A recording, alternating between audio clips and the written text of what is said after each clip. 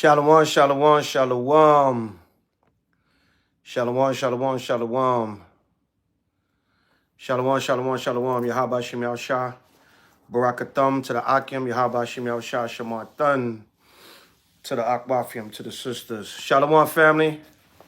All praise to the Most High, Mashiach Yahushai. Ashar Kadash Shirak. Happy new moon.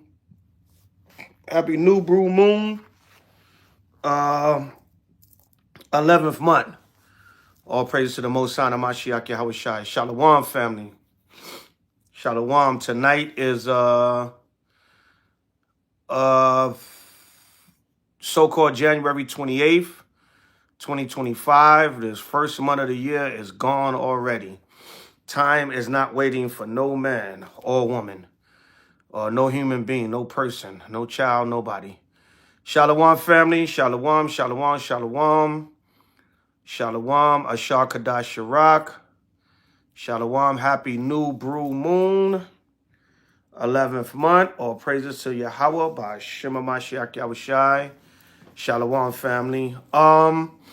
Real quick to especially members of H.O.I. and any of you other brothers and sisters that had the copy of the calendar from last year. There was a slight discrepancy. The calendar from last year said the new moon was on the 29th, tomorrow at even, but it was actually, we corrected it. I don't know what it was. We didn't catch it last year, but we corrected it this year, and we put it for the right day, the 28th. All right, which is tonight, sundown. But hey, if you keep it tomorrow night, sundown too, fine. If you had set up for your congregation, your camp, your city, if you had set it up for y'all to keep it tomorrow night, then still keep it. Salakia for the discrepancy, but the rest of the dates for the year are on point. Again, you can get your HOI official Feast Holy Day Calendar 2025. Email me at houseofisraelnyc@gmail.com. houseofisraelnyc@gmail.com. Put in your order for your calendars, your HOI official Feast Day Calendar 2025.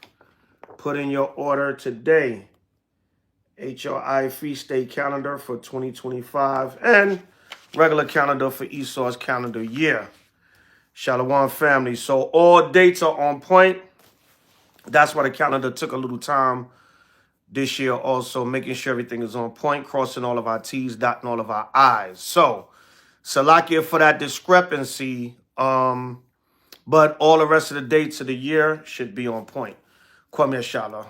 Issachar's in the building. Shalom.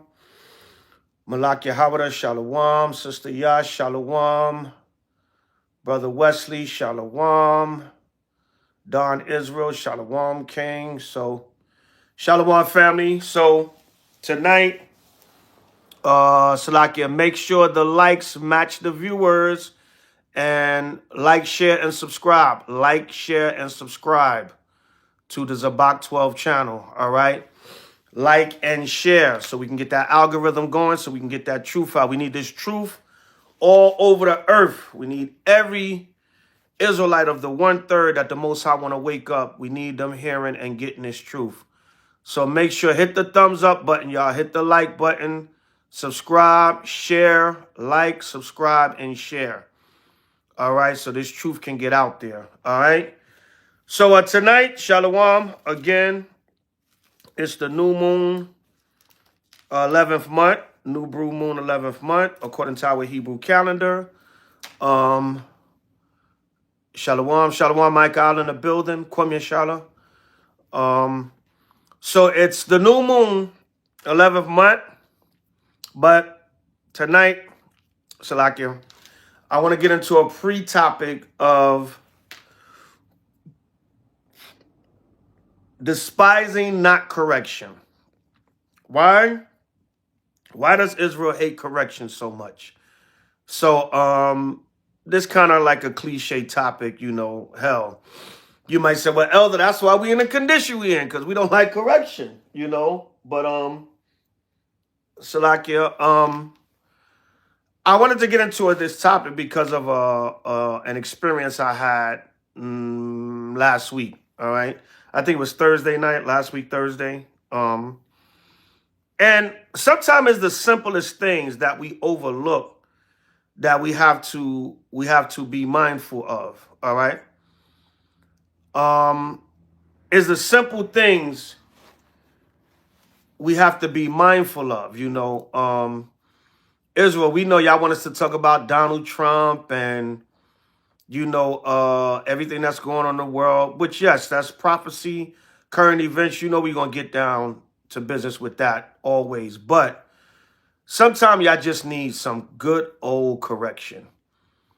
Israel just needs some good old correction. And half of our people's problem is stubbornness, rebelliousness, and not wanting to take correction, especially from each other, especially from your elders in this truth, your senior men in this truth, your fellow brothers and sisters in this truth, your own people. You'll take correction from Esau all day, every day. And if you don't, what I like about Esau is Esau he got ways to make you take correction. You get rebellious. Oh, you can get some of you Negroes. I ain't listening to this white man, right? I ain't listening to Esau. In the truth or out of the truth? Right? In the truth, our people that hate correction, in the truth and out of just Israel as a nation. All right. Yes, the perfect vessel. I'm glad you put that, brother. Triple darkness mix up too. Shalom, King.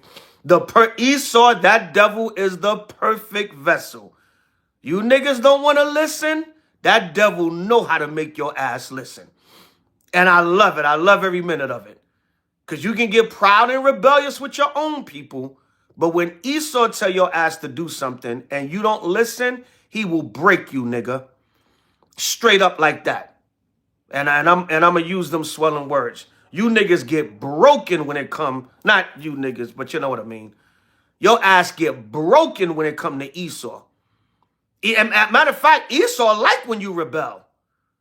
He like when you rebel. There's a video floating around, and I'm indifferent about this video I saw, but it's a video of a young 14-year-old girl in the projects in New York, and the Edomite cop is giving her command, and she jumps up in his face. The first time, then the second time she jumped up in his face and called him a P-U-S-S-Y. I don't want to say his sisters are on here. Called him the slang for the woman's private part. And that cop mollywopped her ass. See, Esau, now they saying, oh, she is racist or whatever. I don't know if I feel that way about that. Because our people need to learn correction for authority in general. Oh, elder, you cooning for Esau? You said we got to listen to these white racist cops? Yes, in some cases you do. And we're going to get into that later. The Lord said, let every soul be subject unto the higher powers. And Esau is they're not always set up for our destruction. They set up to keep our people in order and keep niggas from really killing each other and destroying each other. Sometimes these white cops are a necessary evil. Sometimes that's all y'all listen to. And then when you don't listen to them, they got with. That sister jumped in that. She jumped in that. Now, it's a young 14-year-old sister. I don't, you know, let me put up my disclaimer. I don't necessarily like to see that happen to our young sister, but it becomes a... Can y'all hear me and see me? Is my sound still good? Somebody's trying to call me. I'm live now. I can't answer the phone. So yeah. When you don't listen, Esau, the devil, the so-called white man, got ways to make your ass listen. He got ways to make you Negroes listen. So the sister, any of y'all saw the video, give me a con 777. Well, y'all probably saying con to the sound, but it's a video. Somebody shared it with me on Instagram. It's in the projects of New York. I know the project buildings. I know the project buildings look in New York. It's the NYPD. There's a young 14-year-old sister, and she jumps up in a cop face and call him a pussy. You know what I'm saying? And the cop mollywopped. He rushed her so hard he fell. Esau bust his ass because he was so angry at the rebellion. Instead of saying, "Look, officer, I didn't do nothing wrong." Yeah, Natalie, right. "Look, officer, I didn't do nothing wrong." Now, some of y'all might get mad at me because Israel, y'all so damn sensitive. Like with the Sonia Massey case, right? You know, some of Israel got sensitive about my comments about that. But you Negroes are hard-headed and don't like correction. And this is why a lot of times the Lord make harsh things happen to you. Yeah, he rushed her ass so hard, but that was his anger. You ever had a fight in the street and you lost because you was so angry, you was throwing haymakers, you was fighting wild. Because you was so mad and the person was catching you, bow, because you would if you would have caught yourself, it might have been a fair fight or maybe you would have won. But you was so angry, you was missing and you know, and dude got the upper hand on you because you was fighting too wild. With no coordination tonight. Esau was so mad because you got to remember, people are human. Just because somebody doing a job, they're still a human being. And nobody really likes blatant disrespect. And it gets to the point of, because our people don't understand correction, that's why they do these things. And then they think they could pull that with Esau. And Esau will mollywop your ass. Esau will put your ass in the spirit world. So learn correction from the Most High, the word, of course, your own people. Everybody's calling and texting while I'm doing the new moon live. Well, they probably don't know I'm live. Some of them might not know I'm live. But the point is, I don't want to ramble on too much, Israel. The point is, tonight we're going to get a few scriptures on correction. Just as a reminder, Israel. So, I'm in my old hood, visiting my mom and my family last week, out in East New York, Brooklyn. Is a Dominican Simeon. You know, I try to patronize our own people as much as I can. Keep the business amongst our people. Even if they're not in the truth, they still Israelites, whatever. They might be wicked as hell, but it's the lesser of greater evils. Give the money to them, whether than some Moab or Ishmael, which their food ain't going to be all that clean, whatever. So I'm in a Simeon restaurant. Whenever I go into this restaurant, there's no order with the line. Everybody's, you know, they have no order with the line. So people be skipping each other, whatever. And you like, well, damn, I've been in here for like 10, 15 minutes. Somebody can't just walk in and just jump in front of me. So a brother walked in and he just jumped in front and started ordering his food. So I said, bruh, there's a line, bruh. I said, me and these two women behind me, we were here already. You behind us. So he's a big Jake, whatever. He looked at me. Like, you could tell he wanted to get proud because at first he was like, well, there ain't no line. It's just you just come in and order. I said, that makes no sense, brother. So I've been standing here for 10 minutes and you supposed to just come in and order before me? So I checked the brother. I corrected him. And at first you could see he started to get a little proud, but he knew what I was saying made sense. So he would have kind of looked stupid trying to buck up against me. So he just fell back, but he kept looking at me. You know what I'm saying? I said, this nigga, you know, he probably want to be, just wait, brother, the food ain't going nowhere. Damn. If you that hungry, goddamn, you should have ate already. But anyway, so I said, who's the manager? So I called the Simeon night manager. And this dude, I frequent this restaurant, but he's kind of prideful. He's a young dude. You know, you can't tell him nothing. He got a little family restaurant, him and his family. They do good business because it's always packed in there. They make good money, so he's proud. I said, brother, y'all need to put up a sign in the restaurant where the line starts at because there's confusion. So then a sister came, right after I said that, a sister came in behind me and was like, where does the line start? She said, I don't want to skip nobody. People don't play about their food. I said, yeah, black people, we like to fight and kill each other over nothing. So she got proud and was like, well, I wouldn't take it that far. I said, you didn't see what happened in Harlem? How many of y'all heard that story where Ephraim stabbed Judah to death in Harlem over the damn bodega line, wait, who was in line to get their sandwich. And it was an Ephraim tranny. It was a dude dressed up like a girl, but he stabbed the mailman Judah to death in Harlem. And I know that deli. I've been in that deli before in Harlem. I never really got no food from there, but I bought maybe tea or coffee, soda juice out of there, so maybe a beer, something out of there. I've been in that deli before. It was up in Harlem like 2-3 weeks ago. This Ephraimite tranny, him and the mailman brother was arguing over who was online to get their sandwich first. And it escalated, and the tranny stabbed the brother to death and killed him. You know what I'm saying? Y'all know that story. So I was telling the sister, because she got a little prideful, well, I wouldn't take it that far. I said people die for less than that. People go crazy over food. You know what I'm saying? So I told her, I said, you got to get some order. He was like, well, people don't have no order. So he tried to blame it on the people coming in there and not, having order with the line. But I said, if you don't put up a sign how the line goes, they're not going to know that. You'll take correction and make your business better. For you have somebody shot or stabbed in here over who was online first. And then that's bad for your business. You got to shut down for a couple of weeks and maybe you can, or whatever. I'm just trying to give you some correction, brother. You got a good, profitable business here. Every time I go in there, the line is 10, 12, 15 people. They serve good food. People like their food. It's Simeon, good home-cooked food. But put up a sign, brother, of how the line goes. Or, y'all know those things, those wire things, they use them at the airport and different places. The thing you can hook the thing off and then stretch it back. I don't know what it's called, but and they got the black pole. You can stretch it and I said, put a divider in there and a sign, and that'll be half your battle. Simeon, the young Simeonite manager, he look about maybe between 25. I give him anywhere to 25 to 35, right? Might be older because, we age well.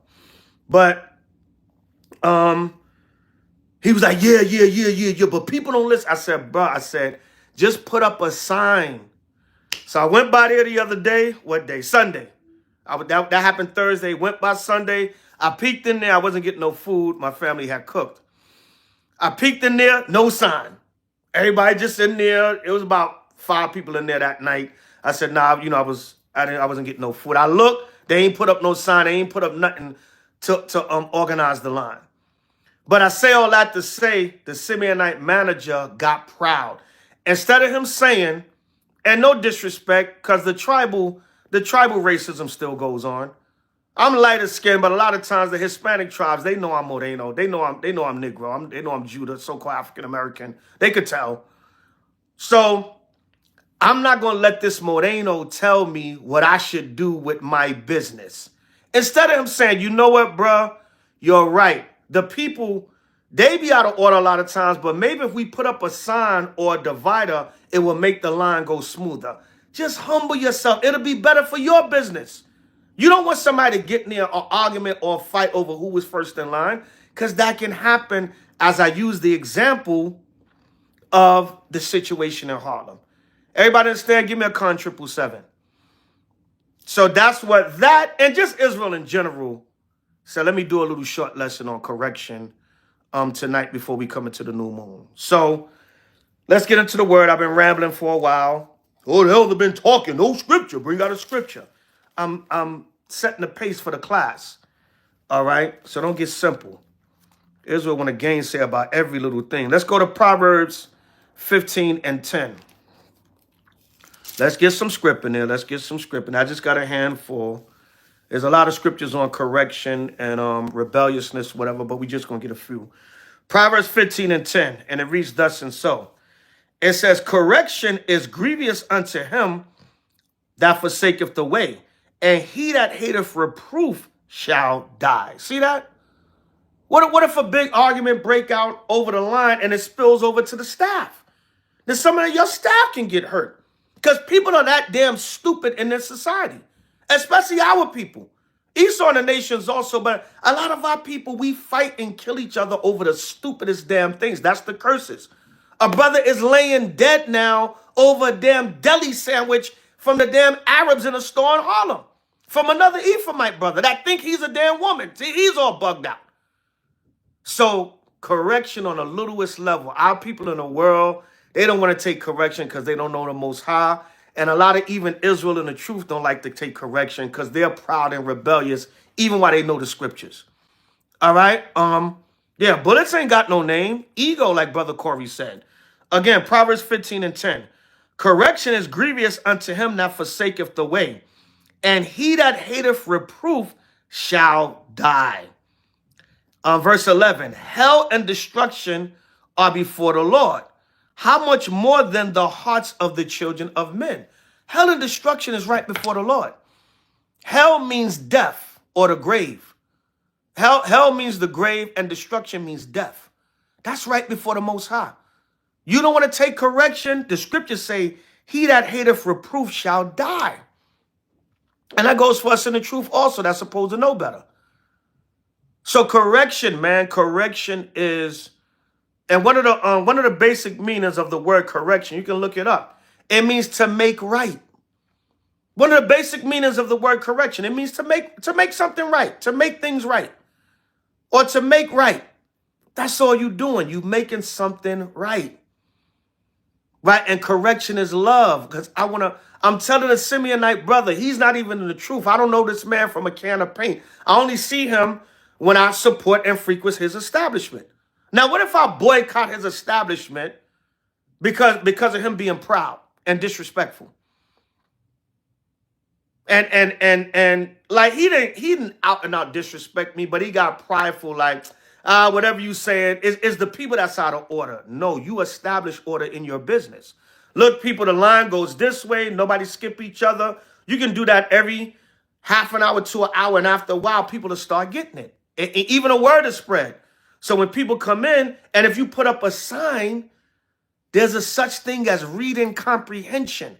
If you put up a sign, the people say, okay, the line starts here and goes this way. That's all. Now, you have an incident in your restaurant, and that can affect your business because you was too proud for a Moreno. You didn't want a nigga, this Moreno. Maybe I should send a white man in there and tell him, suggest to them to get a sign, and maybe he'll listen in. But I'm not going to listen to this Moreno nigga give me no advice about my business. That's all it was, ego, pride. And that lack of correction, the Lord said a lot of times it can cause you to die. And it's grievous unto him that forsaketh the way. And even y'all in the truth. All right, you keep doing things. You keep having pride. You keep murmuring, backbiting, hating each other, tearing each other down, being envious of each other, competing with each other. And you got these scriptures and this Bible in your hand. We keep warning y'all about it. We bring out scriptures on correction all the time. Stubbornness, rebelliousness all the time. And you don't take heed to it. All right, let's go from there to, let's go to Proverbs. Let me see what I want. Let's get Proverbs 29:1 now. Proverbs 29:1, right? And we know when you despise correction, that goes along what? That goes along with rebelliousness, stubbornness, right? That's what it goes along with. It says that's why it's okay to judge your brother for correction, like the elder said, right? The scriptures tell us to judge each other. Right? It tells us that in Leviticus 19. It tells us to correct each other in Leviticus 19. But Israel don't like no correction. In the truth and out of the truth. Like I said, our people in the world, they don't understand the Most High and his laws. So they hate correction. Israel in the truth. Got the scriptures, got the Bible, got the Most High Yahweh, know better, read the scriptures all the time, and still got a stubborn and rebellious heart. All right, Proverbs 29:1. It reads thus and so. He that being often reproved, right? Often reproved. One time we had a sister in this truth. Sister was an ex-addict. And we know we sympathize with addicts because you have an addiction. All right, you have something that, you're struggling with. That's understandable. But we teaching the sister. Finally, we was able to bring the sister into the truth, bring her into the school. She started coming to the school, coming to the classes and everything. I've told this story before. Sister got herself off the crack. Sister got herself off the crack, right? The Most High delivered her from that demon. got off for a while, got into the truth, but the truth, sometimes the truth, people feel like you're not doing enough. The truth is boring to people. They want some, they miss that fast life of the street. They want something, so they start slipping. So we stayed on the sis, stay clean, stay good. We noticed she would still be lingering around the drug dealers and the people on the block. And we said, sis, just watch that. She got proud. What? I supposed to turn my back on them and act like I'm better than them now? No, sis, but arm's distance. You come from that, so you don't want to mingle. You don't want to mingle back with that too much. And I remember the sister, we were just giving her a little correction. Don't mingle too much within that crowd, because you just got off of that. You just came out of the addiction. What, I supposed to act like I'm too good for them now? Not speak? No, speak to them, say hi, whatever, and keep it moving. But you mingling around them and still going by their house and still going to check up on them and this and that, and people around getting high and dudes around still selling the crack, and you going up in that mix. Watch that, sis. Well, she got proud. She got bored. Do you know it was a Friday night, a Shabbat night, and we was having class. The sister she lived above the school, so she was right there. Right? And when she got herself together, the sister, beautiful sister, not for nothing, but when she cleaned up nice, right? Hair, looked good, nice. Most High blessed the sister with beauty by this world standards. Do you know it was a Friday night that the temptation got the best of her? She went around the old crew, old people, decided to buy some crack, and went up to her apartment and tried to hit the crack. And the first puff, she went into cardiac arrest and died. Most High not playing. And we was constantly on the sister. And I truly believe, I think the sister just got bored with the truth. She was used to that fast life in the street, moving and shaking, this and that, suddenly getting high, whatever. And the truth was boring to her. So your excitement is to go back to smoking crack. After we was on the sister, we like, sis, you doing good, you looking good, you coming to class, she went, the Most High Yahweh shall my witness. She went up to her apartment, she went to take a hit of the crack and died. All right, Proverbs 29:1. He that being often reproved hardeneth his neck shall suddenly be destroyed, and that without remedy. No remedy. Because once the Most High send a death angel out, there's no calling a death angel back. So you don't want to be one of them people that's constantly have to be corrected on the same thing and you're not listening. Because when the Most High send the reproof, it's going to be without remedy. All right. So that was Proverbs 29:1, Proverbs 15:10 first. Proverbs 29:1. Let's go to the book of Jeremiah, chapter 2. Let's go to Jeremiah chapter 2. Just a short set of precepts. And like I said, this is a cliche topic, but it needs to be brought out. All right. Jeremiah 2:30. Jeremiah 2:30. Right. Cold world. This is why, I was like, damn. I felt bad for the sister, but I said, look, we tried to stay on the sister. We told her, sis, stay clean.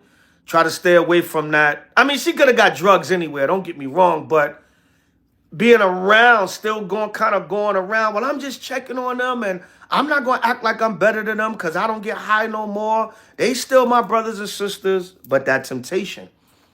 That's like Pookie in New Jack City. When that Edomite cop said, man, I don't think your man's ready to be in a room full of crack.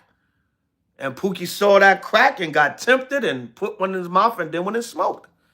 So, you kind of want to stay away from that, even though there's drugs everywhere and anywhere, but you don't want to go around the same demons that had you caught up before. That's like me. I'm not going to go around the old way and start hanging on the block and niggas hustling and I'm out there drinking 40s with them and smoking weed and no, if I see them in the hood, yo, what up? Everybody good? How you doing? How your family doing? What's good, man? Good to see you. And I'm out. 2-3 minutes we talk and I'm out. Maybe a little bit longer, but I'm out. All right? Yeah, once you get back around and start feeling those feelings again, it's hard to get out of it. But you got brothers in your ear, brothers and sisters in your ear. Stay strong, sis. We're constantly correcting you. We constantly reproving you. But then you harden your neck and the dog go back to the vomit. And it's understandable because sometimes people, they relapse. What's that? Yeah, that's that term, relapse. You know, I know I was talking to a sister in Long Beach one time out in Cali, and she said, man, my cousin, he was on crack for some years. He came out of jail, got a job, was able to get blessed with a job that more likely than not, you know, he shouldn't probably even have being a convicted felon, but somebody hooked him up. He was able to get a good job. She said he stayed clean for 8 years. Stayed clean for 8 years. He got bored one night and went around his old people that he used to get high with. And he went around them talking about he just going to check up on them and see how they doing. He got hooked back on the crack that night. She said he started getting high again, lost his job, out there running around, all messed up. So people relapse. He was bored with his clean life. I'm gonna just go see. I'm gonna go back around the old crew and see how they doing. And same night started back smoking again. So it happens, y'all. You know, when his family trying to keep him on the straight and narrow, correcting him. Yo, stay strong. You doing good. You've been working. You've been out of prison for 8 years. You've been doing good, clean, whatever. By one night, a Friday night on a weekend, yo, I'm gonna just go say hi to everybody, see what's up. Got around there and start getting higher. Get after 8 years of being clean. So it does happen. You know, the sister was telling me the story out in Long Beach one time. All right. Jeremiah 2:30. All right. It says, in vain have I smitten your children. And a lot of times the Lord said, it don't matter if I whoop your ass. You go back to doing the same thing. I remember one time we was locked up. We caught a case. We was teaching in the village, and the sister lied on us and said we beat her up. Right? The sister said she lied. Her and her brother got into an argument. The brother cursed her out, made the sister cry. We checked the brother and told him he was wrong. He got mad because she didn't want to talk to him. So we checked him like, don't argue with the woman, curse her out. That's the worst thing a dude could do. A woman don't want to talk to you, keep it pushing. That's why I've never really been the type that just see all kinds of women in the street. Hey, what's up, ma? How you doing? So even in the world, I wasn't really like that. It had to be an eye contact or a mutual thing or, hey, my friend like you. She think you cute. Not just, hey, babe, what up, shorty? Yo, can I get your number? Hey, ma. You know, yeah. Because a lot of times you're going to get rejected. And as a man, you don't like that rejection. Let the woman show some interest in you. But anyway, not to ramble on. But we said, the sister don't want to talk. Leave her alone. And this was a brother in the truth. He should have knew better. The sister got so upset from the brother cursing at her, she went and told the cops we beat her up. Right? All them Israelite men beat me up. But she only pointed out like 3 or 4 of us. So we got locked up. Long story short, I'm in Manhattan House, you know, because I got bail. I told my wife, don't bail me out. I said, don't bail me out. Let me go. I'll do a week. I go back to see the judge. I get an ROR, so the bail money don't be tied up. I think my bail was like $1,500 or something like that. Right? We really got charged with an assault on this sister. We didn't touch her. Right? But the police believed her. But anyway, I'm locked up for that week in Manhattan House, and I was talking to some of the Jakes in there, and one of the Jakes said, yo, my peoples can afford to bail me out, but they're not going to bail me out because they know I'm going to go right back to the block. So, man, the brother talked about how many times he got locked up. He said, yo, I am a career criminal. He's like, yo, if I get out, I'm going right back to the block and hustle and get that money. So no matter how many times the Lord correct our people, some of them still go back until they dead. Until they dead, they're going to rebel. So don't be like that, Israel. Don't despise correction. Correction is to get you right. All right. Jeremiah 2:30. In vain have I smitten your children. They receive no correction. Your own sword have devoured your prophets like a destroying lion. Yeah. A lot of times Israel killed their own prophets. Because the prophets, what happened, let's hold that. Let's go to Amos 5 and 10. Y'all know we always bring this out in the camp. Amos 5 and 10. All right, check this out. All right, Amos chapter 5 and verse 10. Salakia, y'all. All right, we always bring this out in the camp, right? Amos 5 and 10, and it reads thus and so. They hate him that rebuketh in the gate, and they abhor him that speaketh uprightly.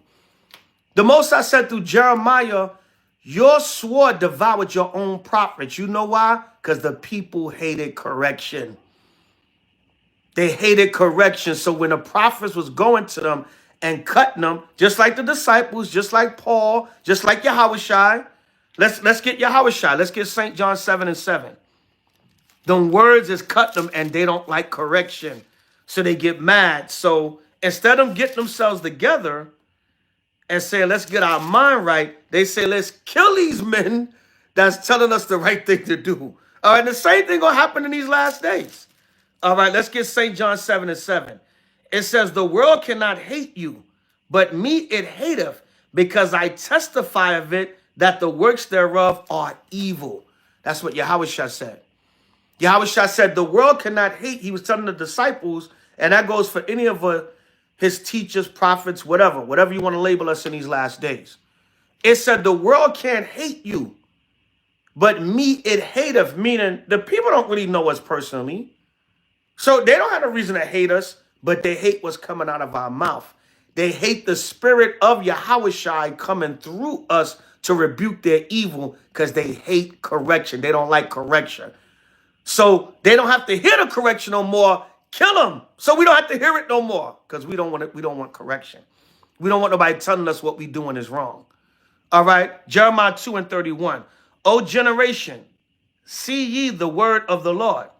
Have I been a wilderness unto Israel, a land of darkness? Wherefore say my people, we are lords. We will come no more unto thee. And that's what our people say, man. Even like what the 5%ers say, we are gods. Well, I don't believe in no mystery spook God in the heavens. I don't believe no man gonna crack open the sky and come deliver me. I'm God. Our people don't want the word no more. They're proud. They think they're their own individual entity, and they don't need the Most High because they don't want correction. All right. So the Lord said that in Jeremiah 2 and 30. All right. Let's get Psalms. Let's go to Psalms. Go back to Psalms 3 and 11. Let's go back to the book of Psalm, chapter 3 and verse 11. All right. Israel don't want no correction, man. Israel don't want no correction at all. All right. No, not Psalms, Salakia, Proverbs. Proverbs 3 and 11. All right. Israel don't want no correction. They despise correction. And that's why the Lord going to destroy 2/3 of our people. All right. Proverbs 3 and 11. My son, despise not the chastening of Yahweh, neither be weary of his correction. For whom the Lord loveth, he correcteth, even as a father the son in whom he delighteth. See that? The Lord said, whom he loved, he correcteth. Right? As a son in whom he delighteth. Right? Right. They don't know us. All right. The Lord said what? Don't despise correction, because correction is love.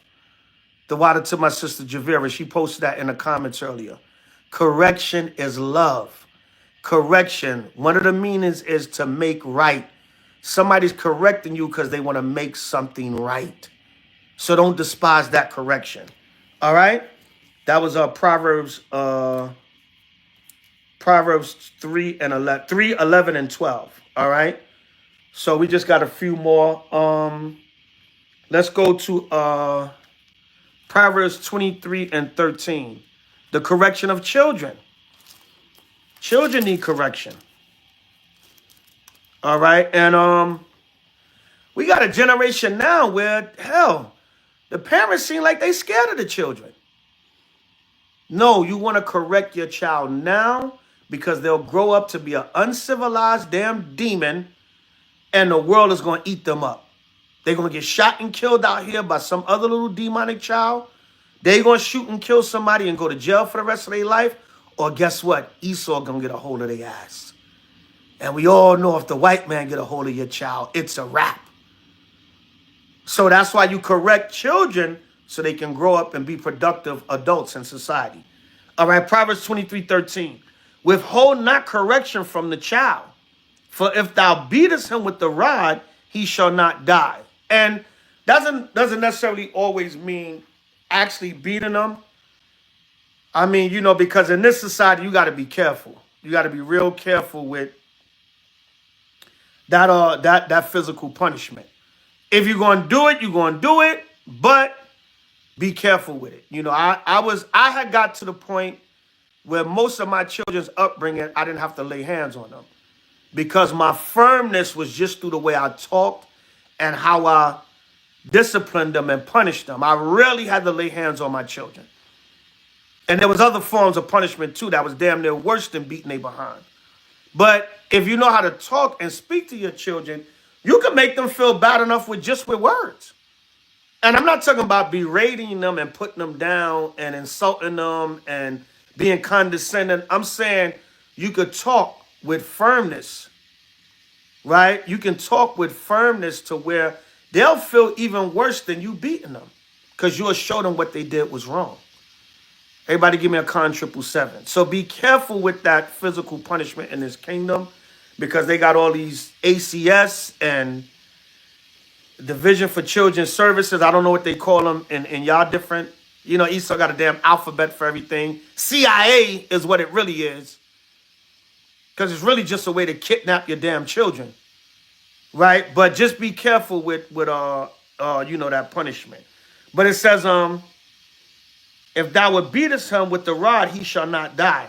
Thou shalt beat him with the rod and shall deliver his soul from hell. Because if you punish them and keep them in order now, you're delivering them from something worse happening to them in the future because they have no discipline and order. And society going to beat them, but they ain't going to have no mercy on them. You're going to beat them, spank them, chastise them, talk to them, give them a firm verbal lashing, whatever you're going to do, but society is not going to have that mercy on them. So when they get out there, hell going to come upon them because they don't have no, how they used to say in the South, that boy don't have no home training. That girl don't have no home training. The world is not going to be easy on them. So you got to correct your children also.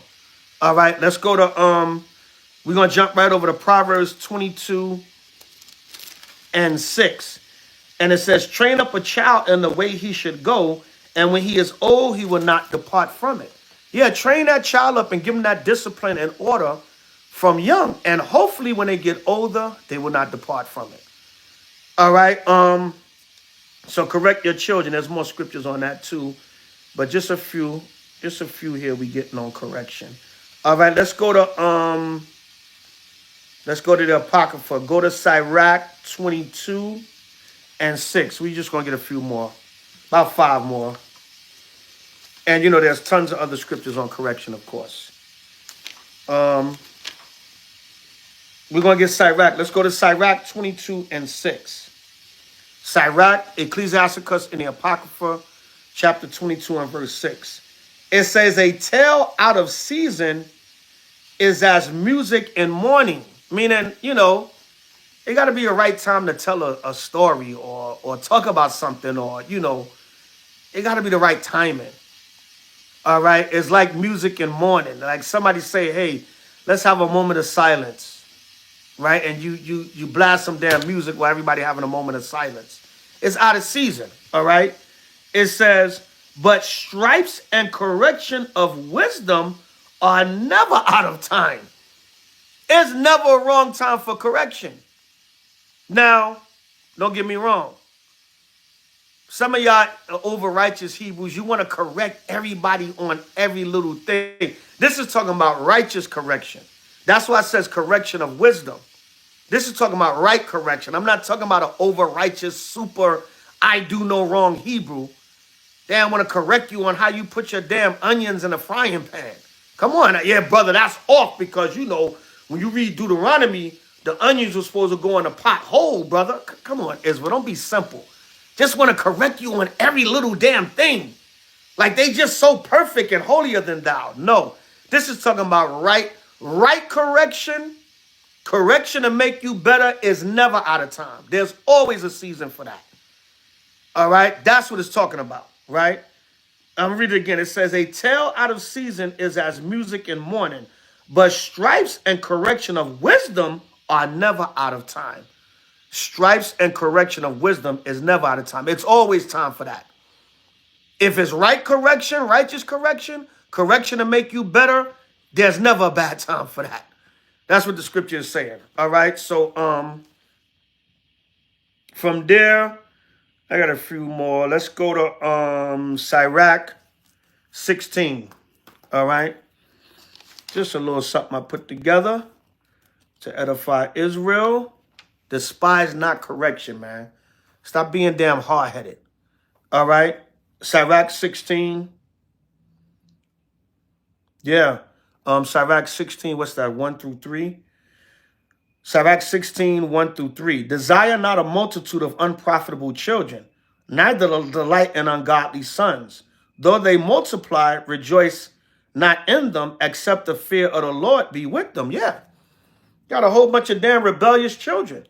Delight in them that fear of the Lord that you instilled in them from when they were young is still with them.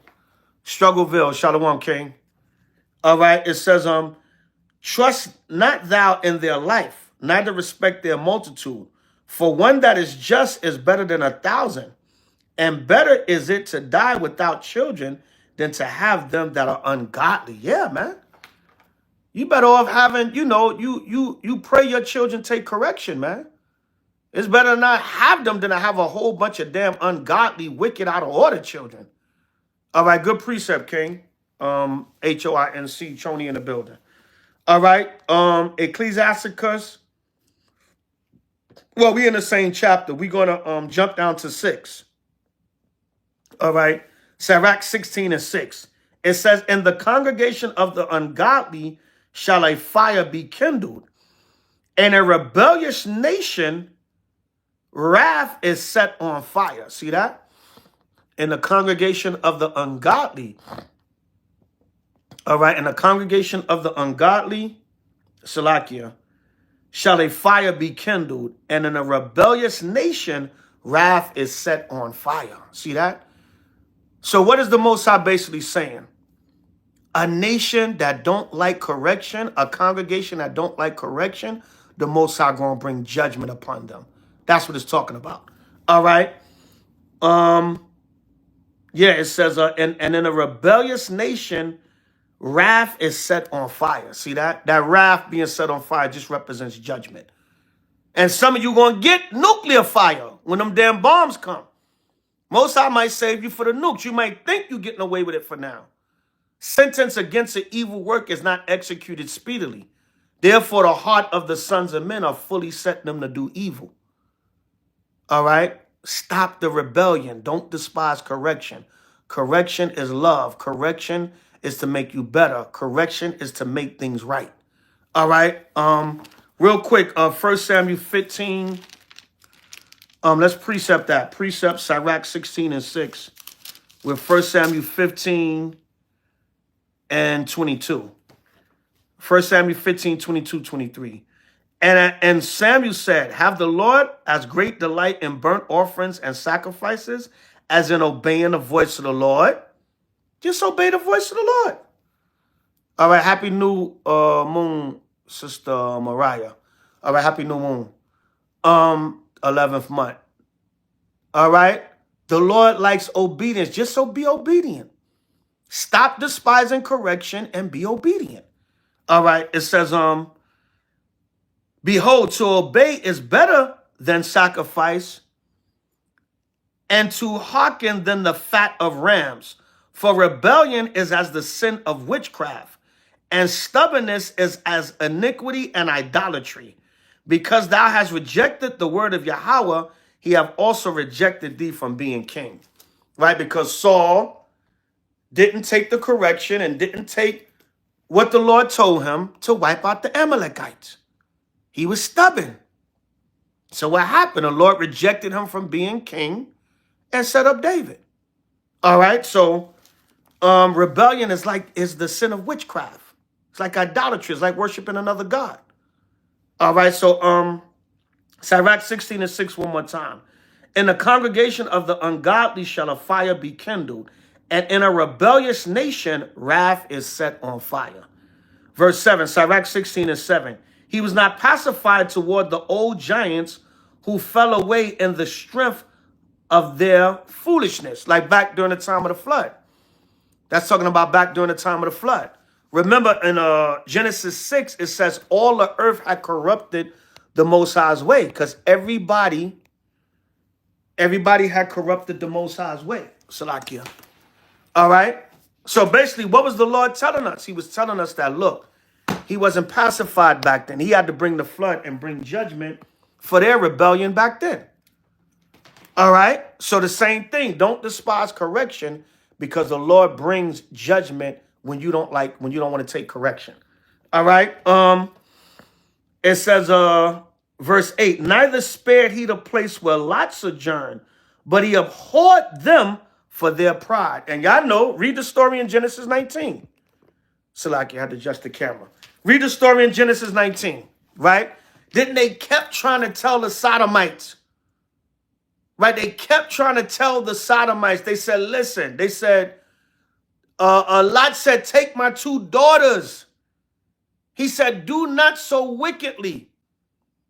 Remember that they wanted to have sex with the angels of the Lord. The Lord blinded them, and they were still trying to find a door to commit their sodomite act. Right?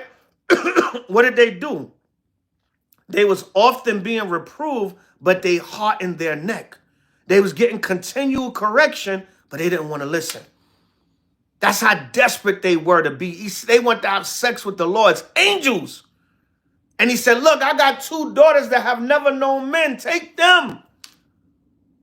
Right? Yes, Genesis 19, Sodom and Gomorrah, perfect example of not wanting to take correction. Them damn Hamites, Sodomites, they had that lust-filled demon, and they wasn't trying to hear nothing.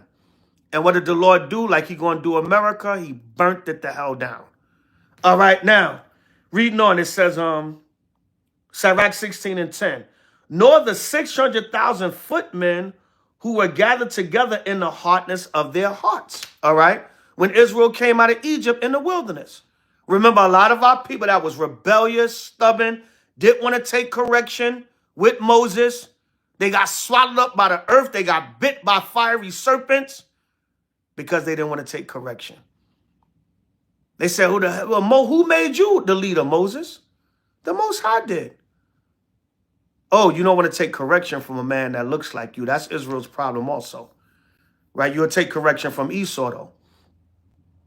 And if you don't, he will put that sword on your ass.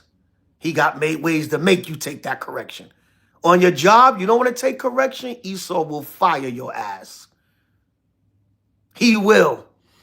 So you can get all proud you ain't listen to these devils. Hell with Esau. A lot of times Esau is over us to keep us on point. The Most High used them to keep our people in order a lot of times. And if you're obeying the Most High, a lot of times the Most High have you where you're not even really subject to Esau. Esau leave you alone because you're obeying the Most High. But a lot of times because you out of order, the Lord send Esau on you. Now, put that in your pipe and smoke it. Or what the elder said, we got to listen to Esau. Yes, some of you are so damn rebellious and don't want to take correction. The Most High used Esau against your proud, stubborn ass. Yeah, I said it. Oh, the elder telling us we got to listen to Esau. Your ass listen to Esau every day. Don't you pay your car note when Esau tell you to? Don't you pay your mortgage when he tell you to? Don't you pay that damn cell phone bill? Right? You know you love them smartphones. You can't live without them phones. You got your TikTok, your Facebook, your YouTube, your Twitter, your X. Can't live without them phones. Don't you pay that damn bill. I don't know too many Negroes that own those cell phone companies. I don't know too many Israelite owned cell phone companies. And if they are, they're underground. All the major companies is owned by Esau. So guess what? Esau tell you what to do every day. You take correction every day. Because he tell you, if you don't pay this bill by this certain time, we're going to cut you off. So you take correction from the devil every day. So stop it. All right. So reading on, it says, and if there be one stiff-necked among the people, it is marvel if he escape unpunished. The Lord don't like that stiff neck, especially after he give you chance after. The Lord is a long-suffering power. That's one of the fruits of the Spirit, long-suffering. But the Lord give you chance after chance after chance after chance, and you still don't want to take no correction and be stubborn. So that's why a lot of our people get judged. All right, it's reading on, it says, and it is marvel if he escape unpunished, for mercy and wrath are with him. He is mighty to forgive. The Most High is mighty to forgive and to pour out displeasure. But guess what? He's just as mighty when it comes time to judge you. And that's why he's letting the earth, their sins have reached unto heaven. The Lord's been merciful, patient with this devil. But them sins are adding up. The whole world's sins are adding up. I was in a bathroom last night, and I'm embarrassed to even tell this story, but I was in a bathroom last night in the Amtrak station in New York. You know what I'm saying? I was passing through 34th Street. I had to use the restroom. So I said, let me run over to the Amtrak station. They got clean. Well, so I thought. Once I tell this story, that's going to be null and void. They got cleaner bathrooms, so I thought. There was two guys in there at the stalls pleasuring each other. And I'm going to leave that right there. I'm just walking out the bathroom. I'm going to wash my hands and walk out. Oh, shit. So I just went to the sink, washed my hands, ready to put both of these niggas to death, man. It was two Jakes. It was our people. It was young brothers. So what these niggas doing? So I went out. I told the security guard, brother, I said, brother, can you go get them up out of the bathroom? You know, look, I ain't no damn snitch, but I don't want to have to use a public restroom and two niggas are in there pleasuring each other. You're supposed to be home in the quiet, in the privacy of your home, pleasuring your wife and your wife pleasuring you. That's what the Most High gave it to us for. Not two niggas, two sodomite homo niggas who I wish I had the power to decapitate their ass. Oh yeah, I'm going to get medieval on them. Wish I could pull out a sword and chop both them niggas' heads off. But I oh shit, wash my hands and get up out of yo. They in there committing lewd homosexual acts, man. Go get them up out of the bathroom. People have to, there's people been working all day. People got to get on the Amtrak, the New Jersey Transit, the train, Long Island Railroad. You know, all them trains run together in Penn Station. People been working, Israelite men that's been working all day trying to get ready to go home to their families. And they may have, you know, oh damn, got off for work. Before I get on the train, let me use the restroom. Hard-working family man that got a wife and children at home. He's not a sodomite homo nigger. And he got to go in the bathroom. He just going to relieve himself in the restroom, wash his hands and be on his way. He got to see two fagros in there. I can't even say Negroes. Sodomite grows in there. This is the stuff. And if you go to them and tell them, brothers, that ain't, sword fighting. Maybe that ain't the time to correct them. But those two men probably walked right by us in the camp in 34th Street or Times Square, New York City. So you brothers got to stop being sodomites out here, man.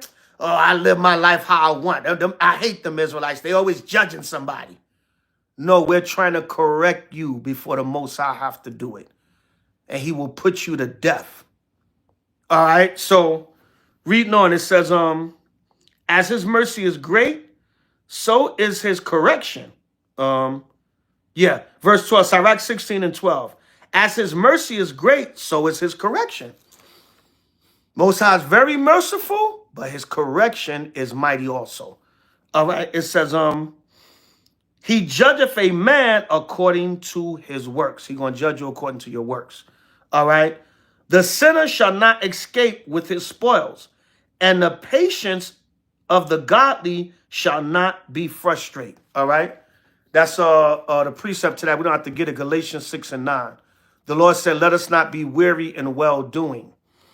A lot of times that's why you got to receive correction too, because Israel get tired of doing the right thing and want to go off and do something else. And the Most High be like, nope, smack you back in line. What you doing? Stop losing patience, man. Ain't nothing for you in this world. You just bored and impatient with the truth, but keep going, keep enduring. Stay busy. A lot of y'all get bored and impatient with this truth because you ain't doing a damn thing. You idle as hell.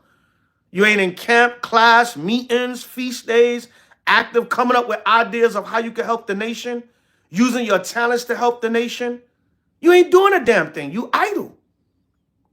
So that's why you're not active. You're not being a pioneer in this truth. You're not creating things to do in this truth to help build up the nation.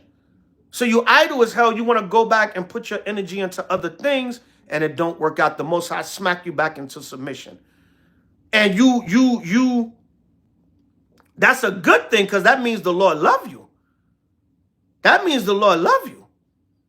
Because in a worst case scenario, the Lord will let you wander out there and he'll weed you out and you'll be cast out into outer darkness. That's worse, because that's showing the Most High ain't dealing with you. That's worse. So you want that. You know, correction is a good thing. Let's get that. Let's go to Hebrews 12. A lot of y'all act like when the Most High smacking you up is a bad thing. Well, what is happening to me, Lord? Because you ain't doing the right thing.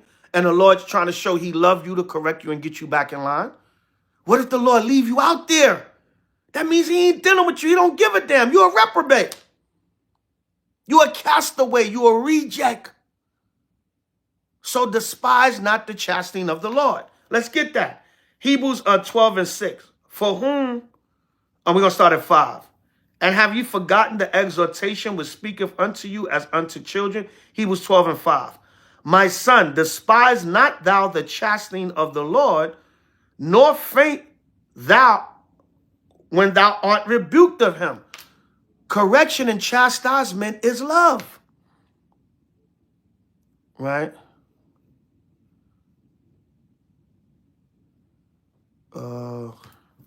Pranav Devata. Just hold that thought. Hold that thought. We're not talking about that right now. Hold that thought. All right. It says, for whom the Lord loveth, he chasteneth, and scourgeth every son whom he receiveth. If you endure chastening, Yahweh dealeth with you as with sons.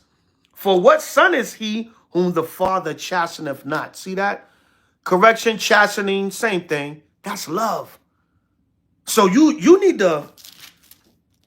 Israel, you need to appreciate them butt whoopings from the Most High. That's love. That's correction. He telling you, look, I'm giving you a chance to get it right.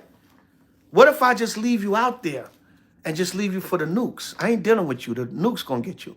Go ahead out there and have your fun. You're a castaway. So correction is a good thing. That's a sign from the Most High that he's still dealing with you. All right. So that was it, Sirach. Let me see. Let me read on down. Sirach 16:14. Make way for every work of mercy, for every man shall find according to his works. The Lord power Yahweh heartened Pharaoh, that he should not know him, that his powerful works might be known to the world. All right. So the Most High said he heartened Pharaoh. So he kept throwing correction at Pharaoh in Egypt. But he heartened, the reason why the Most High heartened Pharaoh, so he could show the world his marvelous works. All right, so he can keep sending signs and wonders. So the Most High do that too. He hardened Pharaoh's heart from taking that correction. Every time Moses went to Pharaoh and said, let my people go, Pharaoh said, okay, but he rebelled. He hardened his heart and got stubborn again and wouldn't let us go. All right, so that's another example of how the Lord deals with correction. Everybody understand? Give me a Con 777. All right. Let's go to, since we're in Apocrypha still, let's go to Sirach 33 and 24. All right, Sirach, Ecclesiasticus 33 and 24. Yeah. All right. Sirach 33 and 24. Give you a chance to get it. I guess my chat post can't be viewed. I don't know what you mean, Karadazar. Your chat post. Oh, on your scripture. Yeah, Isaiah 1:19 and 20. If you be willing and obedient, ye shall eat the good of the land. But if you refuse and rebel, you should be devoured with the sword, for Yahweh have spoken it. Yeah. So like the comments, people start commenting, so your comment went up. I couldn't see it. All right. So if you refuse and rebel, what is refusing and rebelling? Not wanting to take correction. Isaiah 1:19 and 20 is common sense. You refusing and rebelling, you're going to be devoured with the sword. That links up with the first scripture we read, the opening scripture, the scripture in the title, Proverbs 15 and 10. He that hateth reproof shall die. And you don't always have to physically die. You can die spiritually, meaning the Most High could kill you spiritually. He could stop dealing with you. He could cast you out because say this hard-headed Negro or Negress don't like correction. You know what? I'm going to just take my spirit off of them. I'm going to spiritually kill them.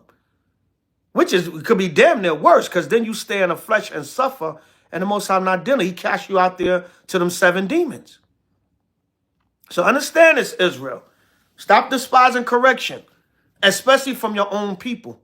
Because that's what it mainly comes down to. You don't like correction from the Most High, Yahweh shot the angels, the servants he got set up on the earth to do his work and to guide this nation, and people that look like you. That's what it is. And I'm gonna keep the pedal on that gas. You will take correction from the so-called white man, though, in a heartbeat. And guess what? When you don't take correction from him, he got ways to make your ass take correction. All right, let's get it. Sirach 33 and 24. Fodder, a wand, and burdens are for the ass. Like when you have a so-called donkey, like on a farm or carrying stuff or whatever, however you have to deal with a donkey. All right, you have your things that make that donkey move or whatever the case may be.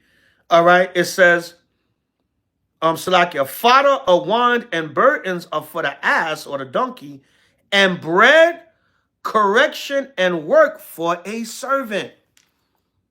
And what are we Leviticus 25:55, Israel is the Most High servants. All right, Amos 3, my servants, the prophets of Israel. So as a servant, the Lord said what? Bread, correct. Bread is the wisdom. Bread is your daily bread, like it says in the Lord's Prayer. The Most High sustaining you, right? That's your bread also. Your spiritual bread is the wisdom. And the Most High giving you the mental capacity to teach this word and do this work. Correction, the Most High keeping you on point. When you do something wrong, he gets you right back in line. He said, bread, correction, and work. Work. It takes work. You got to do work when you're in this truth. You got to put in work. All right. Sirach 7. Real quick precept. Sirach 7 and 7 and 15. Y'all can put it in your notes. Sirach 7 and 15. Hate not laborious work, neither husbandry, which the Most High have ordained. So it takes work. A servant is going to be expected to work. A servant is going to receive correction because the Most High is using you to represent him. You got to be on point. Bread, the Most High is going to sustain you. He's going to give you the things mentally, physically, and spiritually to maintain you to be able to be his servant. But correction is going to be in there. You got to be on point. That's like if you mess up something at your job and your boss, your supervisor, your manager come at you and say, no, this is how you're supposed to do it. and you fix it, you correct it, you make it all right. So the next time you do it the right way. So you don't get written up, you don't get fired, you don't get suspended without pay, and you can still pay your bills and feed your family. It's common sense. And a lot of you Negroes and Negrettes, you ain't gonna mess with that job because that's your bread and butter. Yeah. My manager had to get on me. My supervisor, man, I messed up this paperwork. I don't know what I was thinking about. But my supervisor said, look, this is how you're supposed to do it. Next time, you can't mess this up. This is $1 million contract or whatever. You got to do this the right way. Let me show you again. Okay, next time I'm on point, I'm going to do it the right way. And don't let Massa have to come down. Mr. Smith, we need to talk to you. We need you in the conference room. You really messed up on that document that time, and you were trained, right? You were trained for the first 6 months, right, on how to do the job, right, Mr. Scott? Now we don't have to take disciplinary action, so you're gonna get an updated lesson on how to do it, and we're gonna have a little mercy this time, and you gonna get it in line. Because you ain't going to play with Massa and his job. Come on, Israel. Y'all know how y'all are. That white man say jump, your ass say how high. But when it comes to a brother, us leaders, man, like splits. You know why splits a lot of times happen in camps? You know why? Because people don't want to take correction. If I seen it once, I seen it 1,000,000 times. I seen 1,000 splits in Israel. I sat in some of the councils when I was a younger man. I was just listening to what was going on. People don't want to take correction. I've been in that situation where I had to judge matters. And the way we judge the matter, the person didn't want to take correction. Now they want to go do Lord's whatever. Start the ABC the ABC WXYZ camp. Because that's all it was. It was the despising of correction. That's the order the elders gave, and they didn't like it. They didn't want to take the correction. And that was it. I don't like the judgment. I don't like the correction. We had a council, and every time we tried to bring order, this person was loud, talking over us. We told them to chill out. We was catching them in lies. They didn't want to take correction on the lies. Just no accountability. Just rebellious, proud, stubborn as hell. After hours and hours of being patient. So, you got to go. And you made that choice. You don't want to take correction. I've been there. Even when I wasn't head of the congregation, I've sat in councils with the elders and leaders. Yo, brother, da-da-da-da-da. No, see, other than, I'm sitting back. Yo, this brother need to be quiet, and he need to let the elders speak, and he need to take his correction. Just rebelling, going back and forth with not even me. I'm talking about my other leaders come from back as far as One West, House of David, whatever. Yo, that brother need to humble himself, man. The elders and the senior men, the generals. Back then we had the five-shield generals, whatever. They were right under the elders. Yo, you in council being corrected, brother. Shut the hell up and take your correction. You bucking up, next thing you know, the brother left the school. Or him and his brothers he was cool with, they broke off and started their own thing. But I witnessed it. I was there in the council. That brother was proud and didn't want no correction. Talking back to the leaders and everything. See that? So, I'm just giving an example of how lack of correction can cause other problems. All right? Case in point, splits. A lot of splits happen. A lot of splits happen due to brothers not wanting to take correction. Sometimes it could be vice versa. Let's be fair. Sometimes brothers felt like, or sisters, or people felt like they had to lead a congregation because there was no correction by the leadership or the senior men or whatever the case may be. You know, we'll be fair, you know. So either way, I know stories I've been told. I don't know, you know, I get as much information as I can, but elder, we had a council and we brought up behavior by some of the leaders' wives, and the leaders didn't want to take no accountability. Their wives was off as hell in the congregation. This is the type of stuff that came across my radar. All right, I'll be fair, myself included. If somebody stepped off from the body, I say, hey, listen, if we did anything as the elders, if we failed in our leadership, if we didn't correct something that we should have corrected or ourselves or whatever, we apologize. You can tell me what it is so we can work on it. Your mind is already made up. You already turned off, but we apologize if we failed you in our leadership and we didn't correct the matter or take correction in a timely manner. You got to be fair and humble. Got to be fair and humble. You know, tell me what led you to your decision, and let's work on that for the future so we don't cause others to be turned off and leave the body. So correction is all the way around. It's understandable. It's all the way around. There's no respect to persons. But like I was saying, I was recently told a story where it was like, hey, the leadership didn't want to take no accountability of their wives. And it was just total, these women was off as hell. That the elders didn't want to correct their wives. See, that correction goes all the way around. So we had to step off and do our own thing. Hey, I can't be mad at you. I wasn't in there. I don't know.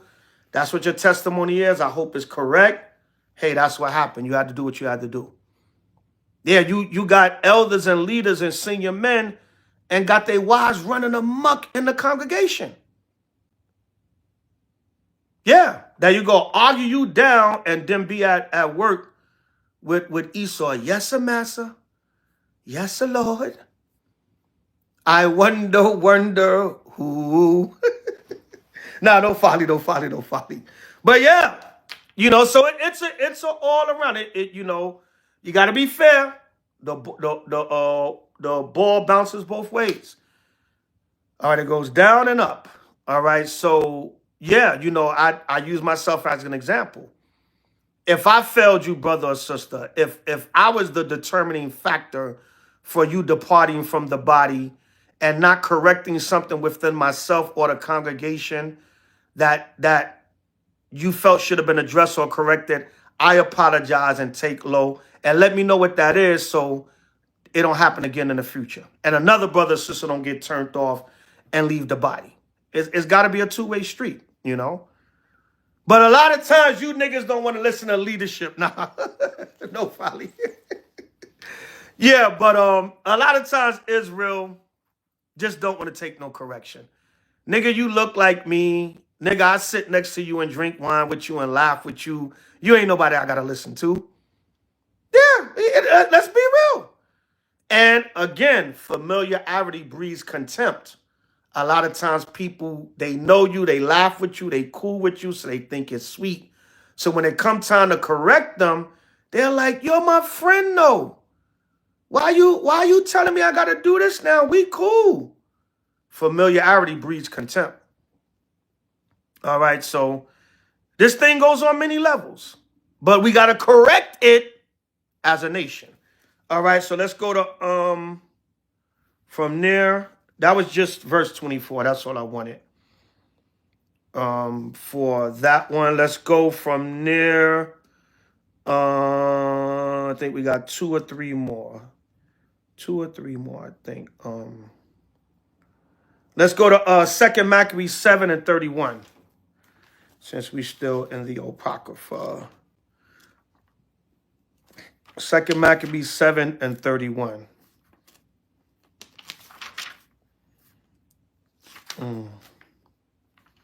2 Maccabees 7 and 31.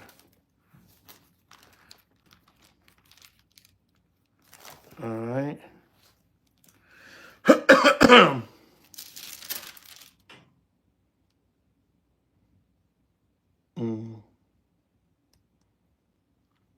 Second Maccabees 7 and 31.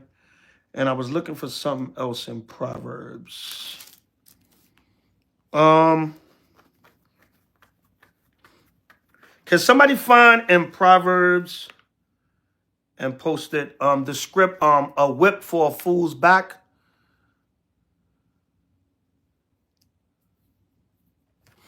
Yeah, Struggleville said, although there are separate camps, we are many but few at the same time.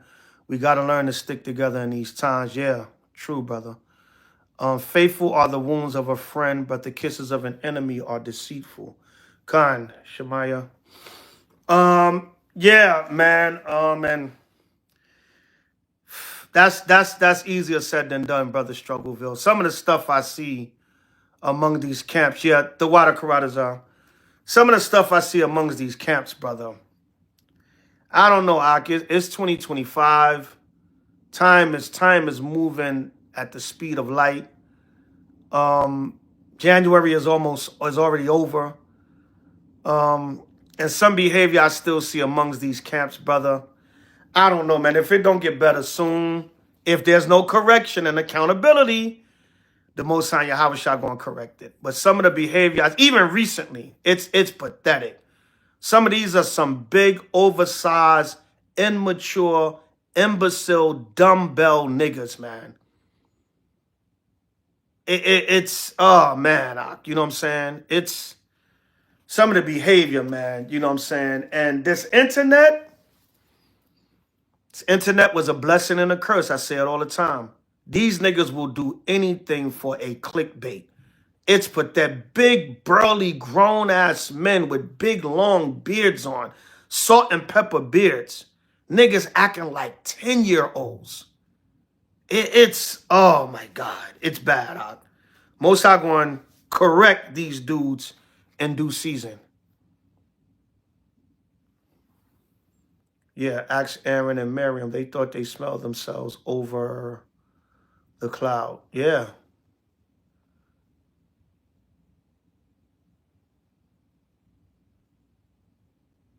All right, Khan. The water brother, brother said he's followed SOT. He's only 18. I guess it's past your bedtime. All right, brother. Shalom, all praises. Yeah, SOT under brother Yahweh and the rest of the Akim. Shalom. Yeah, Proverbs 26. Yeah, we're gonna get that one. But we're gonna go to First Maccabees 7 and 31. It says, and thou that hast been an author of all mischief against the Hebrews shall not escape the hands of Yahweh. Why? Because this was the sister with her 7 sons that they rather be tortured and killed than to follow after the Greek king and eat swine's flesh and sacrifice unto idols. So y'all can read this story. It's a famous chapter and story in Israel. They'd rather be tortured and die than to eat swine, go into idolatry, and follow the Greek customs. All right? So they were saying, don't think you're going to get away with it. See, that's the thing about correction, too. A lot of times because correction don't come right away, the person might think they're getting away with it. All right? But the Most High deals on his time. So he might come at another time. That's why it's best to get ahead of it.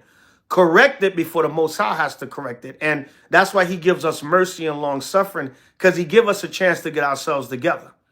All right. It says, and we suffer because of our sins. And though the living Lord be angry with us a little while for our chastening and correction, yet shall he be at once again with his servants. That's deep. Imagine Esau is about to torture you and kill you. And you say, I still acknowledge that this is the chastening and a correction and a punishment of the Lord.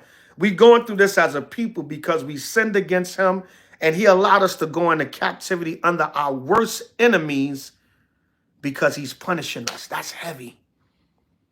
A lot of people say, Lord, why this got to happen to me? Oh, God, I'm about to be tortured and killed. They said, nope. We're going through this for chastening and correction. So you got to understand that, Israel. Sometimes the Most High got to correct us harshly. And he said in Isaiah 1, Why should you be stricken anymore? You will revolt more and more. The more I correct you, the more rebellious you get. You know what I'm saying? So this is what she's saying right here. Our people got to realize this is happening to us because we disobeyed the Lord. Let's be obedient to him now. Let's correct ourselves so we can get up out of here. All right? It says, but thou, O godless man, and of all other most wicked, be not lifted up without a cause, nor puffed up with uncertain hopes, lifting up thy hand against the servants of Yahweh.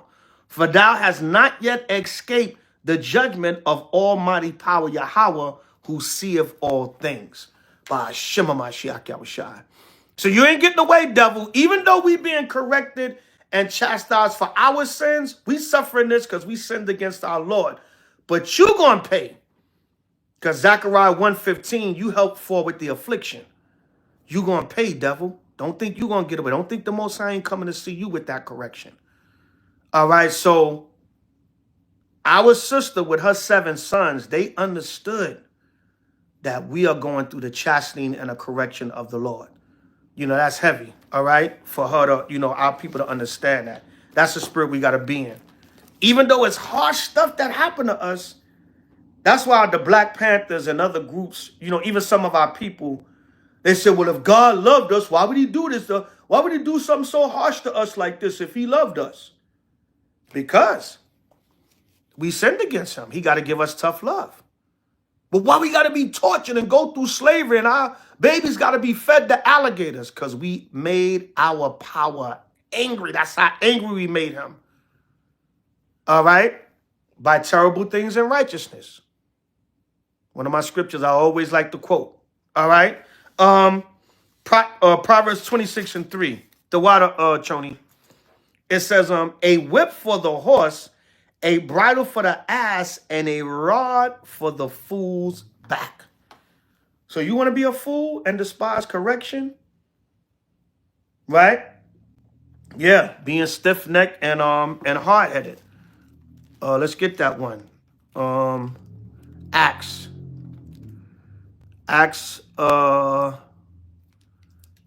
7. Let's get Acts chapter 7 and verse 51. Ye stiff-necked and uncircumcised in heart and ears, ye do always resist the Holy Spirit, as your fathers did, so do ye. Yeah. Stiff-necked and rebellious, man. Hard-headed. Don't want to take no correction. All right. So yeah, in Proverbs 26:3 again, a whip for the horse, a bridle for the ass, and a rod for the fool's back. There you go. A rod for the fool's back. So you want to continue to be foolish and not take correction? You're going to get a rod from the Most High, a rod of correction on your back. One more on correction, 2 Timothy 3:16. Y'all can go back and any scriptures y'all missed, go back in the lesson and look them up. And scroll down the comments and write down any scriptures that the brothers have posted in the chat, so you can have all the scriptures. There's plenty of other scriptures on correction, but I just want to get a few. I think, yeah, I read about 10 for y'all. I can put these in your notes along with plenty of other ones, you know. That's the beauty of the scriptures, man. There's so many verses you can use for every topic. You know, that's the beauty of the Most High's word. But that's just a few for y'all tonight to put in your arsenal if you haven't had them already. If you did, have them again, goddammit. All right, 2 Timothy 3:16. All right, 2 Timothy 3:16. It says, all scripture is given by inspiration of Yahweh and is profitable for doctrine, for reproof, for correction, for instruction in righteousness, that the man of Yahweh may be perfect, thoroughly furnished unto all good works. So what's the ultimate correction? The scriptures. I remember one time, on a side note, a brother, I won't say no names, but this was funny. One brother, he passed away now. May the brother rest in peace. And another, it was a brother, brother we came up with. He was kind of elder man, not elder, but he was a higher rank than us. We came up with in One West. He was visiting New York, and he was going to be doing a class at another brother we know that had his own Israelite school and camp. So a brother called and said, yo, such and such coming in town. He's going to be doing a class. Okay. You see the brother in years. We're going to come over. We're going to sit with the class and then break bread with the brother. So the brother was like, you know, at the beginning of the week, I sit down, I examine myself, and I write down my do's and my don'ts. And the other brother, may he rest in peace, he was a jokester. And he will call out, he was a brother that will call out BS, right? I won't say no names for the sake of, discretion. But the brother was like, he tapped me later on. We drinking some wine, whatever, talking, chilling. And so, yo, what the hell does this man mean by he writes down his do's and don'ts? He said the Bible is our do's and don'ts. No folly, no folly, no folly. My point being, the scriptures tell us what to do and what not to do. But maybe this brother just wanted to write a personal list of stuff. But it was funny. It may not be as funny to y'all, but if y'all was there with the brother, I took a sip of the wine and said, you heard what he said? The hell this brother mean by his do's and don'ts? The scriptures tell us our do's and don'ts. Oh, it was too funny. I had to be there. Like, it was too funny. No folly. But, me being the merciful, understanding cat I am, I said, yeah, I said, maybe the brother just got personal stuff that he want to keep himself on point with, that, his own bylaws. But all scripture is given by inspiration of Yahweh and is profitable for doctrine, for reproof, for correction, for instruction in righteousness. The Bible is our book of do's and don'ts. All right. It says that the man of Yahweh may be perfect, thoroughly furnished unto all good works. All right. That word correction there in the Greek is Strong's G 1882. Empronarthosis. And it means restoration to an upright state, correction, improvement of life, or character. So that's what correction is for. And the scriptures give us that. So when you're going against correction, you're going against the word of the Most High. When you want correction in your life, go to the word of the Most High. Punishment did make me listen when everybody was playing outside in the summer. But yeah, when your parents corrected you, you was like, I'm not doing that again. I want to go outside. You looking out the window. They're like, yo, Isaiah, you can't come out? Yo, what happened? The little girl you like looking, Isaiah, you coming out to play? Everybody start talking, Isaiah's on punishment. I think Isaiah can't come outside. You know what I'm saying? The pump is on. Everybody getting wet. It's hot. Children eating ices and ice cream. Girls playing double dutch. Boys playing skelly. Everybody having fun. And you on punishment. You like, I'm not doing that again. God. And that's how we should be with the Most High. With the Most High, you be like, yo, I ain't doing that again. Hell no. Most High got on my ass. Most High put his foot in my behind. I ain't doing that again. That's where that fear comes in. And that fear is a respect. I respect what the Most High's power, what he has the capability of doing. So don't despise correction, Israel. All right, stop being so damn proud, man.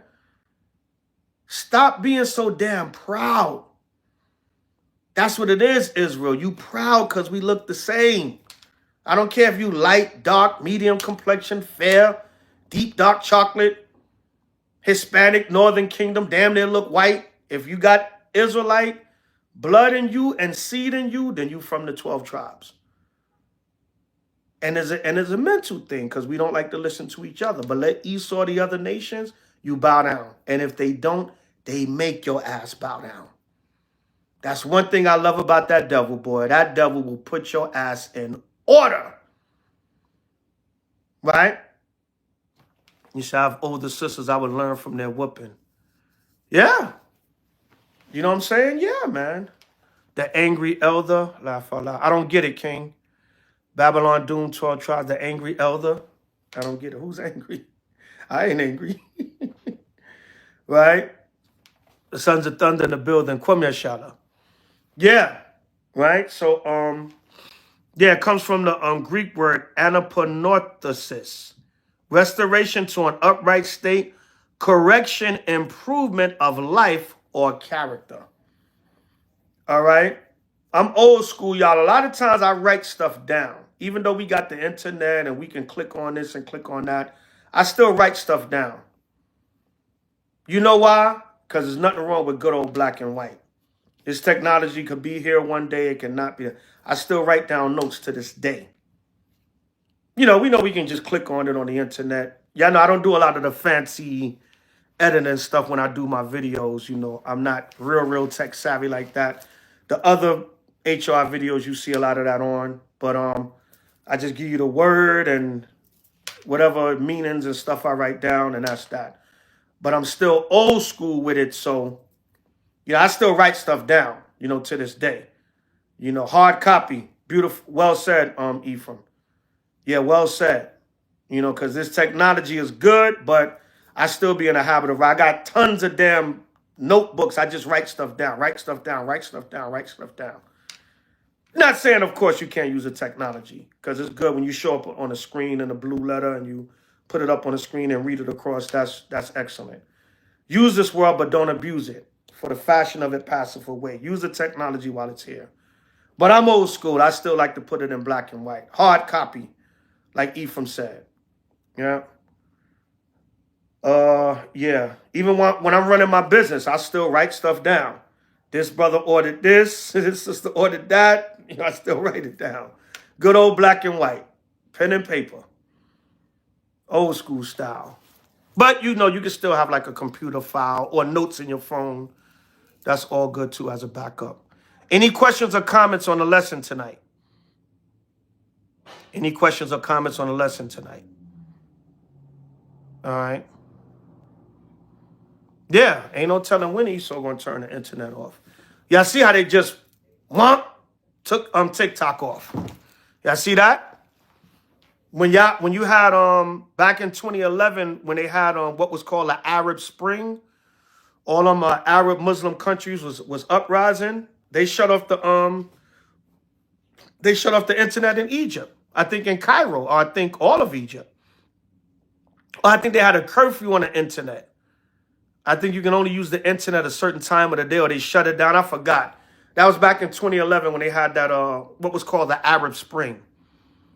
So you never know. It's good to have black and white and the technology, both as a backup. But again, one more last time, 2 Timothy 3:16, all scripture is given by inspiration of Yahweh and is profitable for doctrine, for reproof, for correction, for instruction in righteousness, that the man of Yahweh may be perfect, thoroughly furnished unto all good works. All right, so again, the word correction, one of the general meanings is to make right. Right? To rectify, to make right. All right, even in the Hebrew, I forget the Hebrew word off top, but it means the same thing, to make right, you know, to correct, you know, to same thing. And then in the Greek, Salakia, Strong's G 1882, eponarthosis, restoration to an upright state, correction, improvement of life or character. There's your meaning, some of your meanings for correction. All right, by Shema Mashiach Yahushai. So, all praise to the Most High Mashiach Yahushai. Israel, despise not correction. By Shema Mashiach Yahushai. All right. Kwame Shala. I can't hear y'all clapping, but y'all can hear me. All right. Despise not correction. Just a short lesson on not despising correction. All right. Any questions or comments? Any questions or comments? All right. So let's get a few new moon scriptures. Numbers 28 and 11. Numbers chapter 28 and verse 11. All right. Numbers 28 and 11. Mr. A, you got converted in prison? Nah, I actually never been to prison. I've been to jail, but I never been to prison. There's a difference. I've been locked up many times in jail, you know, but I always got bailed out, or always got ROR, or I beat my cases. So I never got sentenced to prison time. And I never really did jail time. I never been to Rikers Island. Thank the Most High, none of that. I went the longest I was Manhattan House for a week. And that was when I was in the truth. Believe it or not, all my crimes in the world I got away with. Well, so I thought I got away with. The Most High judged me. The Most High got me with other things. So I got away with it as far as doing prison time, but the Most High got me with other things. You know, when I used to rob and steal, cats robbed, and, you know, I got robbed. You know, I got robbed, you know what I'm saying? Most High judged me. I remember me and a friend of mine, we stuck a dude up. We stuck a dude up for a polo goose, right? Remember polo gooses was popular in the 80s? We stuck this dude up for a polo goose one week, and the next week I got jumped by 20 dudes and beat up for my fila goose. So, and back in the world, I knew that was judgment. I told him, I said, yo, we just robbed that dude last week. Me and my man stuck up this quick Vic, yo, get that up, you know what I'm saying? But the next week after that, 20 dudes jumped me. They blindsided me. They bear hugged me from the back and they jumped me. Baba, they beat the hell out of me. I had my face looking like a damn pizza coming out of the oven. You know, when you lighter skin, your bruises show more. My face was bubbling up like the damn, like I said, when a pizza come out of the oven. And even back then in the world, I knew. I was like, yo, we just robbed son last week. Yeah. But I had my face lit up, man. Beat the hell out of me. That was chastisement from the Most High. Yeah, you know, yeah, them cats, and they, and I remember it, man. I remember it like yesterday, because, he said, I'm glad you're still here, good brother. Yeah, because one of the dudes was like, I'll kill your fucking ass. Excuse my language, y'all. Because I wouldn't take the jacket off. You know, it was beat. There was like 20 of them rocking me, but they was like, give it up. I was like, nope, y'all gonna have to take it from me. I was still being stubborn. And that one dude, I was holding him to try to get him. And he's like, get the fuck off me. Get off me. Nigga, I'll kill your fucking ass. And he's like, give it up. I was like, nah. I was like, y'all gonna have to take it. And they was beat, bow, bow, bow, beating. So I just dazed out, and then they got it off of me. You know what I'm saying? But just dumb street stuff.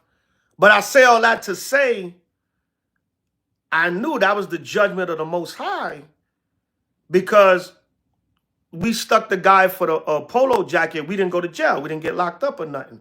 But the Most High had it to where I'm going to have somebody rob you. I understood that, Galatians 6 and 7, from in the street. And I still was hard-headed and went out there, and I still robbed and stole still and got robbed again. That was the streets of Brooklyn for you, though. You was a Vic, or you Vic somebody. All right? But yeah, Most High had me get the hell beat out of me the next week after me and my mans stuck the other guy for his jacket. Just old stupid street stuff. I'm not glorifying it, I'm just using an example, because somebody said that I convert in jail. I didn't really go to jail for a lot of my crimes in the street.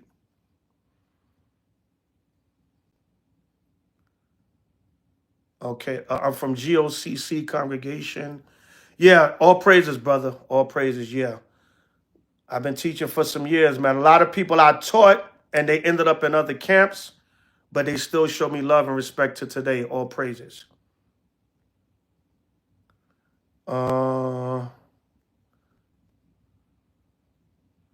Yeah, thank the Most High. I repented from all that, left them streets alone, man, and got myself right, man.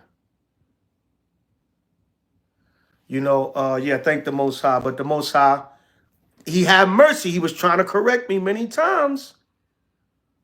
You know, that Ephraim said, cops whooped my behind while I was handcuffed. Damn. Yeah, Most High had us go through some stuff in the street, man. You know, but he was saving us to do this work. So after a point, I was like, yo, I can't take this no more. It got to be another way. And I was hearing the brothers teach on the street. I was like, are they Muslims? But I was like, nah, they reading out of the Bible. You know? But Salakia, let's get a few new moon scriptures. I just went into that because the brother said, did I get converted in jail? I don't know if he was trying to be funny, but I answered the question like he was being serious. But no, I didn't get converted in jail. Maybe he was trying to be funny. All you Israelites come from jail. No, we don't. Some of us are college educated, Ivy League, come from white collar, whatever the case may be. We come from all walks of life. Everybody I converted didn't come out of jail if you was trying to be slick with your tongue. Any camps in San Antonio or Issachar? Who's in San Antonio? H.O.I, we don't have a camp in San Antonio. And probably all the other camps got a camp down there except H.O.I. San Antonio is a major city. Just look up. You should find a camp down there. But H.O.I, we don't have a camp down there. All we got is Houston. All right, we got just a couple of, we got the elder and a handful of brothers, and we mainly fellowship with watchmen in Houston. But you can look it up. There should be a camp that resonate with your spirit in San Antonio. But unfortunately, H.O.I, we don't have a San Antonio.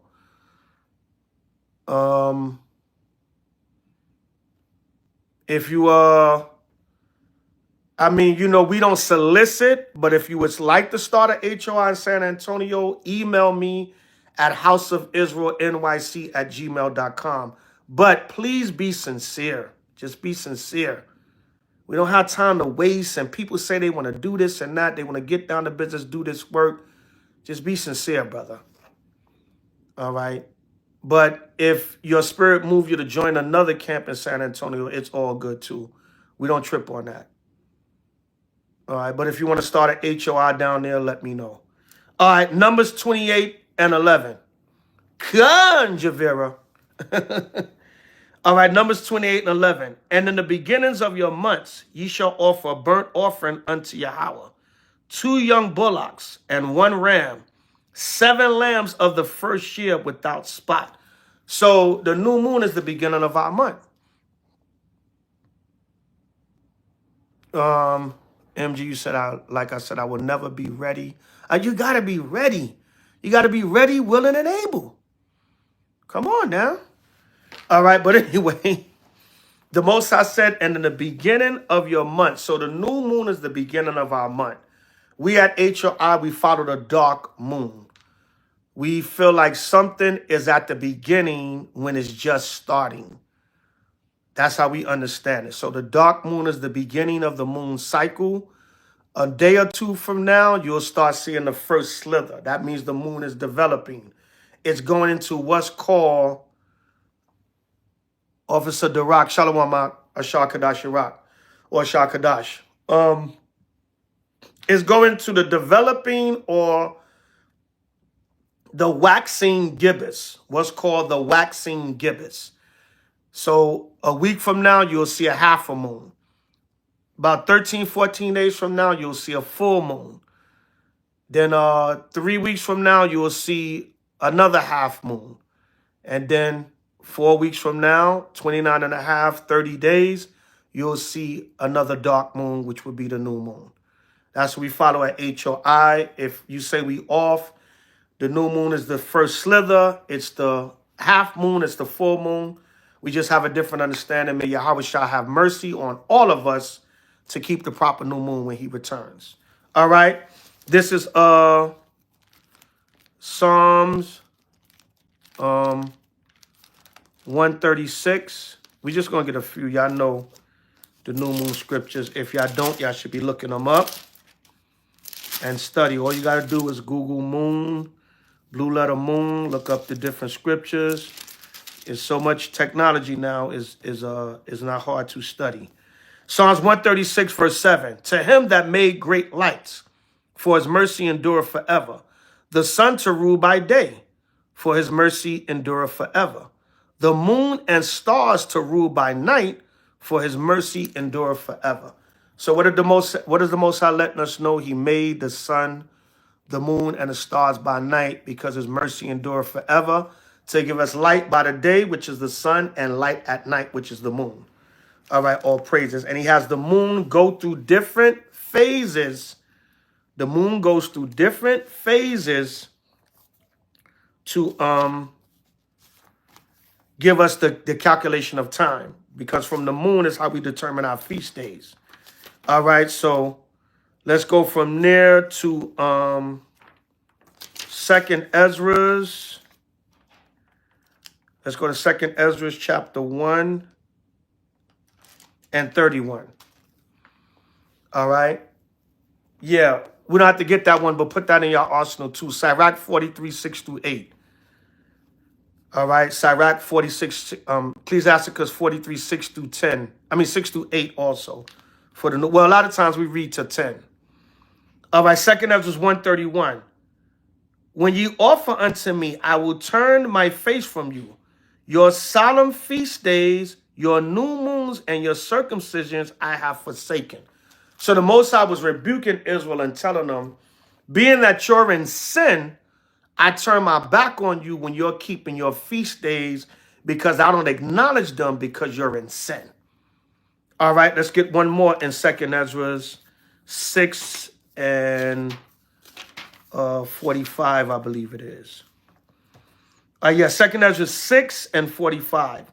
Upon the fourth day thou commandest that the sun should shine, and the moon give her light, and the stars should shine in order, and gavest them a charge to do service unto man that is to be made, right? Because we calculate the new moons. I mean, we calculate the feast days according to the new moons. So like the New Year. The New Year is Friday, March 28th at even. That's the new moon first month.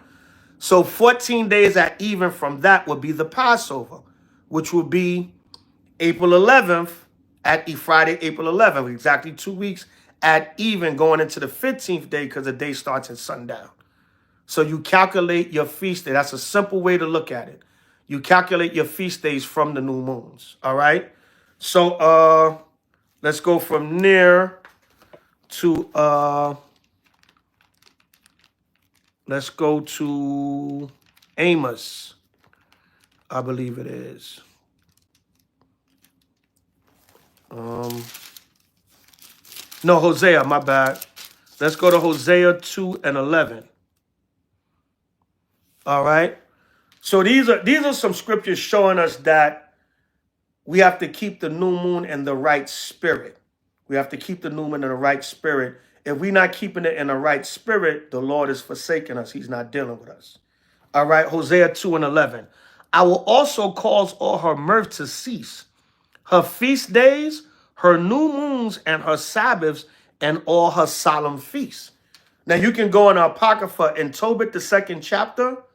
Tobit kept the Feast of Pentecost, but he said he kept it in heaviness because he had to go out and bury an Israelite that was killed in the Assyrian Empire because we was in captivity under the Assyrians. And Tobit had to go out and bury a brother before he came home and feasted and kept the Feast of Pentecost. Because what? The Lord said he would turn our feast days into mourning. He said he would turn his back on our feast days. If we're sinning and wicked and not doing right, he said he'll forsake our feast days. So now what? In this captivity, what do? We return to the Lord and do the righteous works and do his will so that he can acknowledge our feast days and see them as righteousness and accept them and bless us and come back and deliver us and give us his holy righteous kingdom. All right. Luke 21.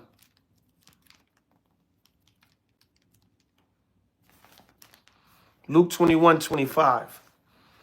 And there shall be signs in the sun and in the moon and in the stars, and upon the earth distress of nations with perplexity, the sea and the waves roaring. And the last couple of months has been all kinds of heavenly activity.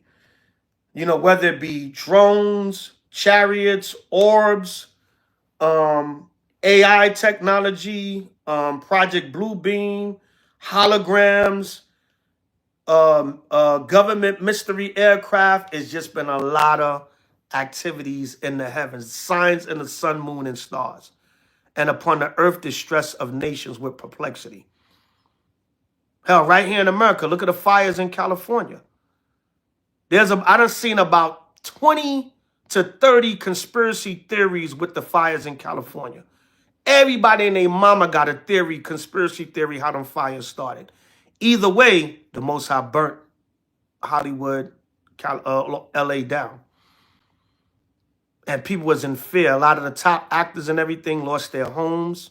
It's still coming out celebrities' homes. Some of the celebrities was embarrassed, and they was trying to keep it, under wraps. But what? It got out. Oh, such and such house burnt down too. Right? And they got a lot of conspiracy theories of what happened with them fires. Yeah, fires in Cali, snow in Florida, the South, Alabama, Georgia, tons of snow.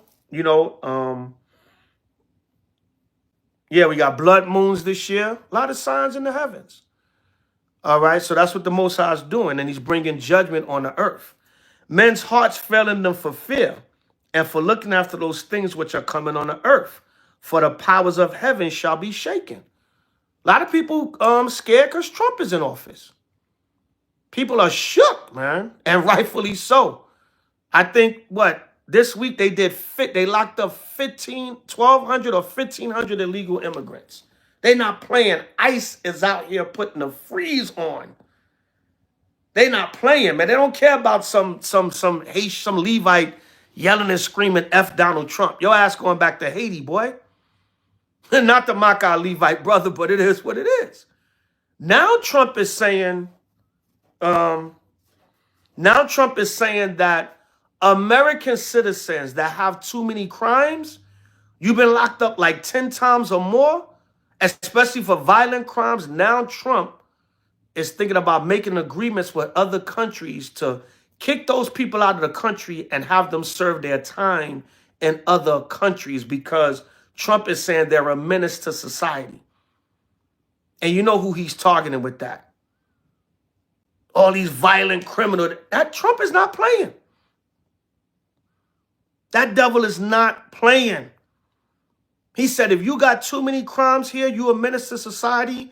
He said, you got men hitting old ladies in the head with bats.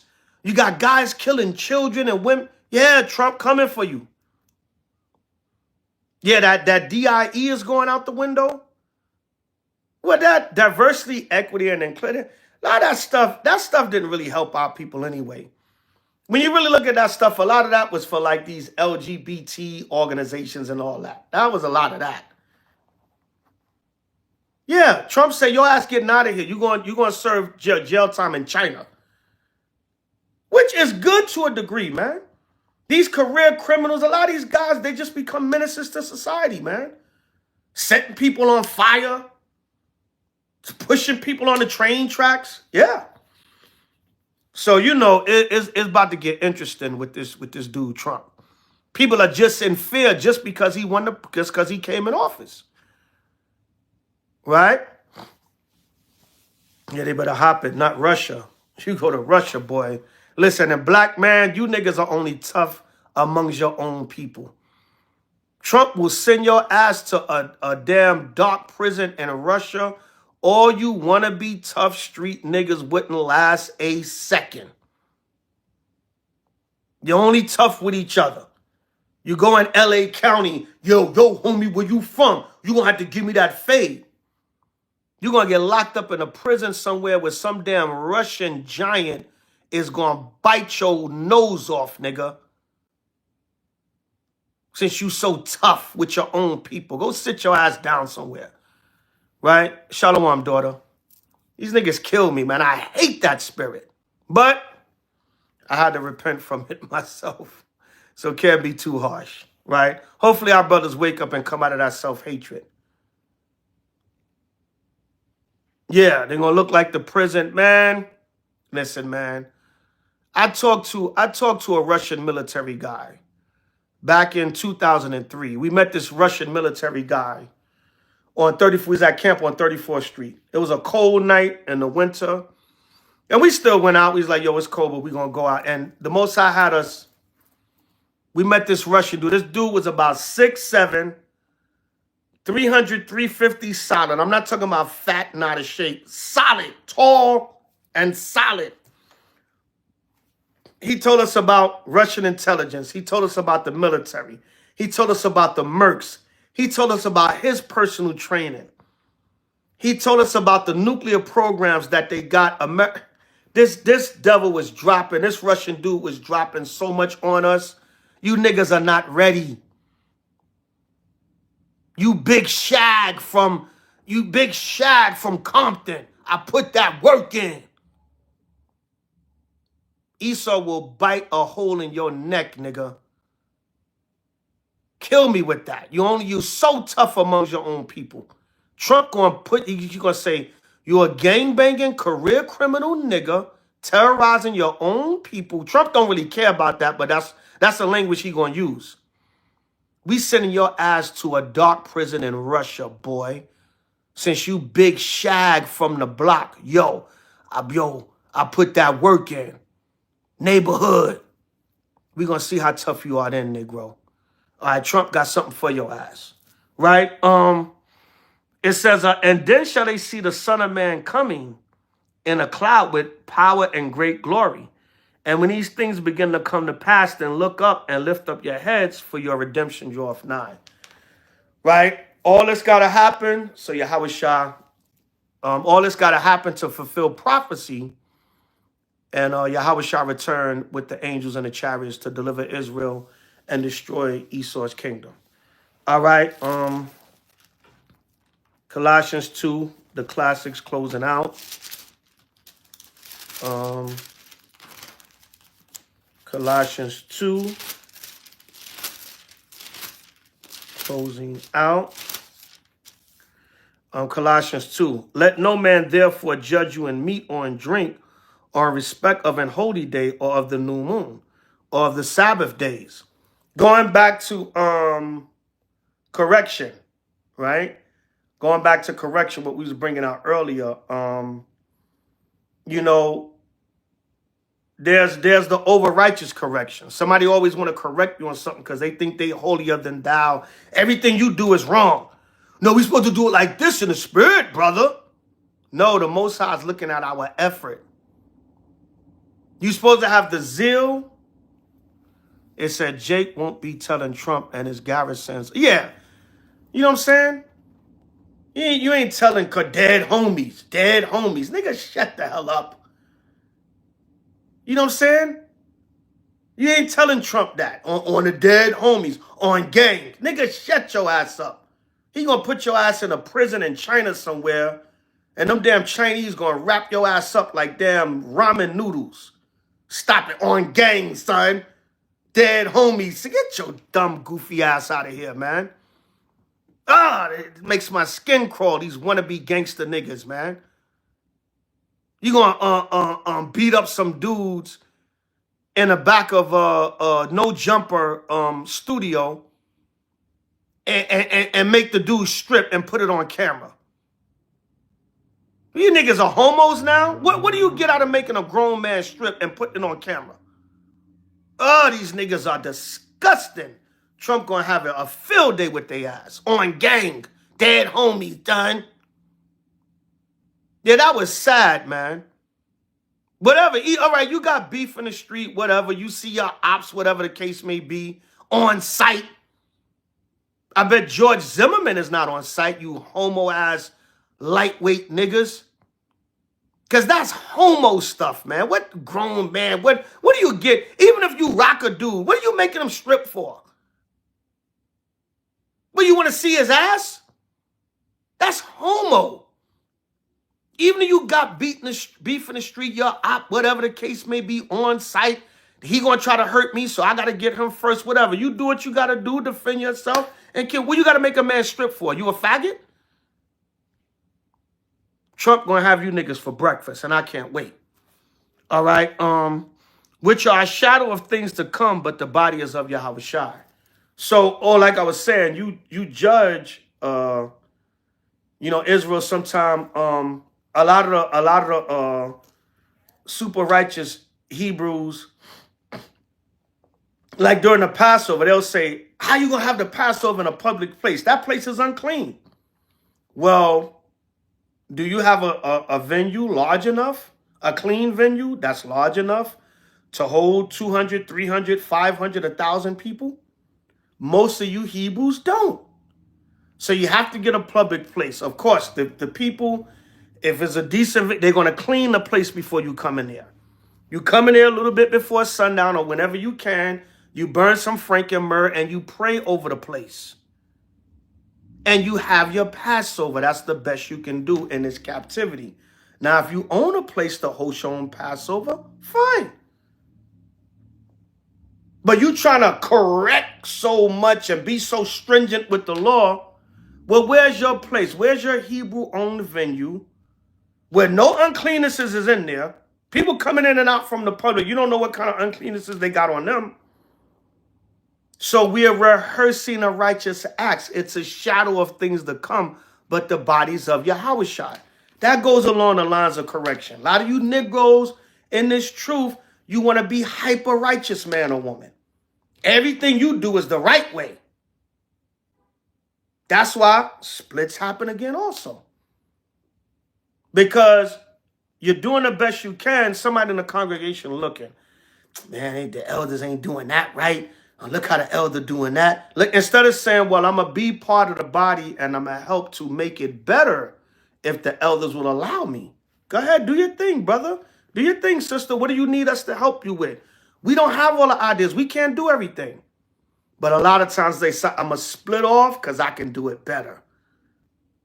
Because I'm going to split off and show this how I'm going to do it. That's what happens a lot of time also. But even that's correction because wait a minute, brother. Wait a minute, sister. You don't have to break the body up. Just bring your idea into the body and bring it to help the body you're with already. They don't want to hear that. I can go and do it better on my own. Shalom. Knock yourself out. May the Most High be with you. All right. So Israel always want to, you ain't doing it this way. You ain't doing it right. They want to overcorrect you. Or they always doing it right. They're right. They're never wrong. They always right about how they move in this truth. Go ahead with your, like the saying goes, go ahead with your bad self.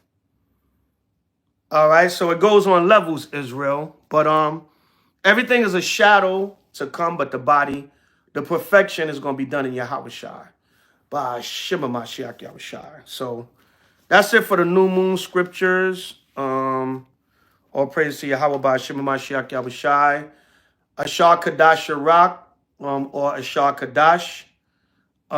Happy new brew moon. 11th month.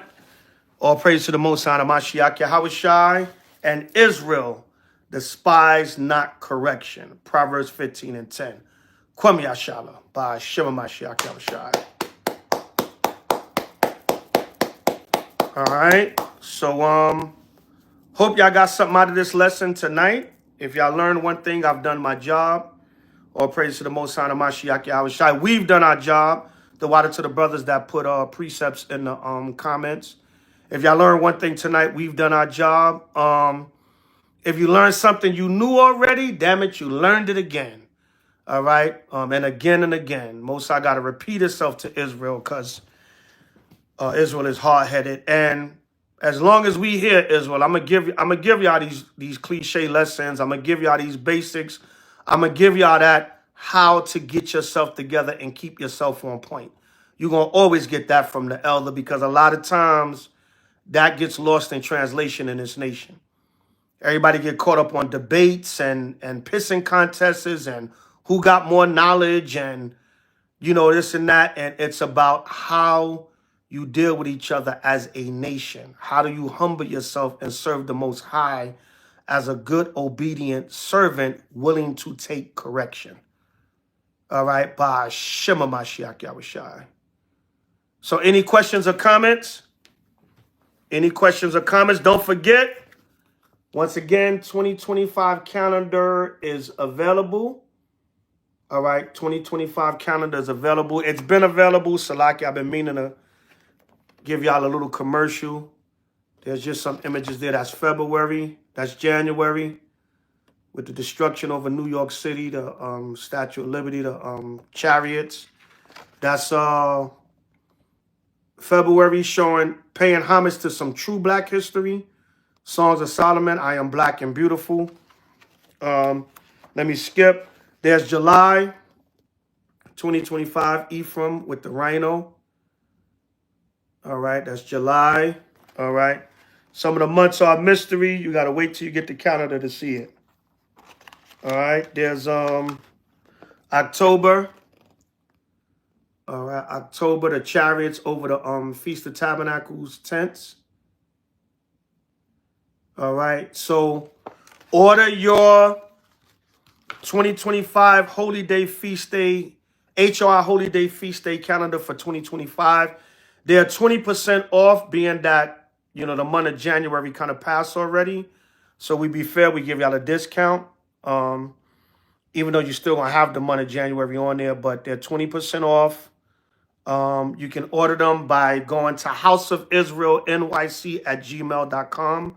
Put in your orders on email, or if you got my social media, you can contact me on social media. Y'all know the elders hands-on with stuff like this, so I can make sure everybody straight and get what they need. It's a sacrifice, but, you know, I like to be hands-on. You know, you want something done right, you got to do it yourself. Not taking away from any of my brothers and sisters out there that I can rely on. Not taking away from y'all. So yeah, get your feast day calendar. The next feast day will be new moon, 12th month, Thursday, February 27th at even. New moon, 12th month, Thursday, February 27th at even. All right. Kingdom minded.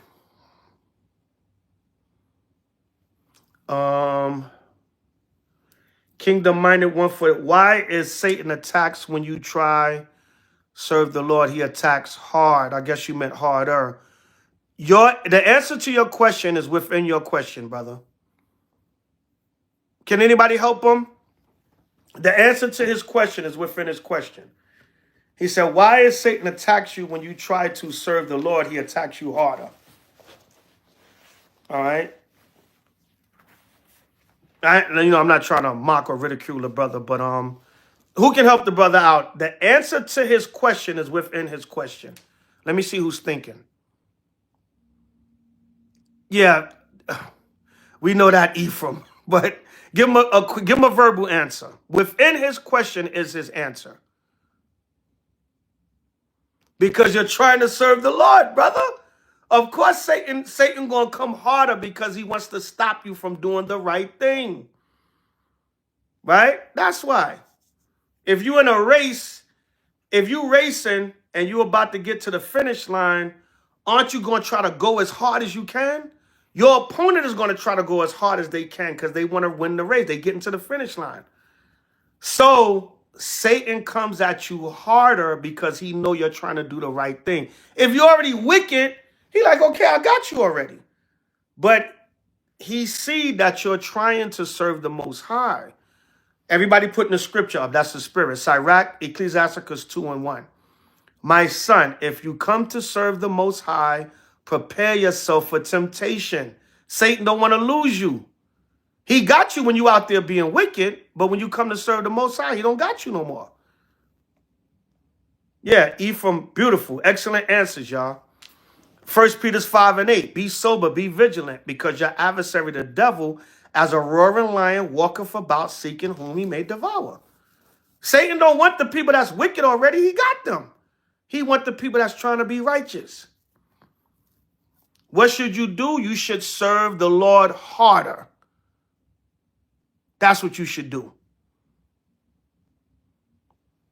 That's how you do it. And Satan ain't going to go away.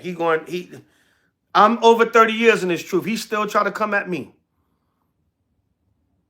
But I go to the Most High harder. All right? So your answer is within your question, brother. You trying to do the right thing, Satan gonna come at you harder. We can do a whole lesson on that. Excellent. That was the spirit. Everybody was on one accord. Everybody put Sirach 2:1. You know, I remember years ago, Ephraimite.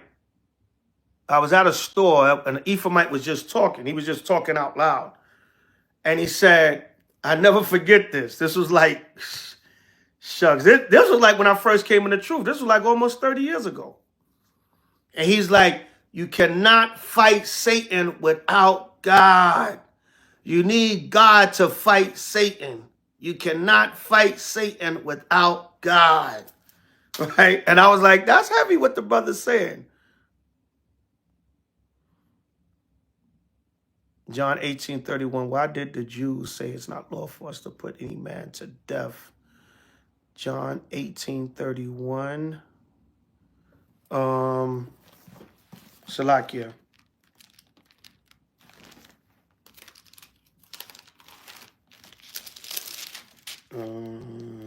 Let me see.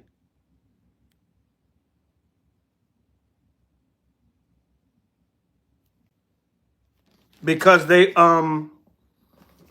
Romans was in power at the time. So they still, in order for you to put somebody to death, you still had to get permission from the Romans.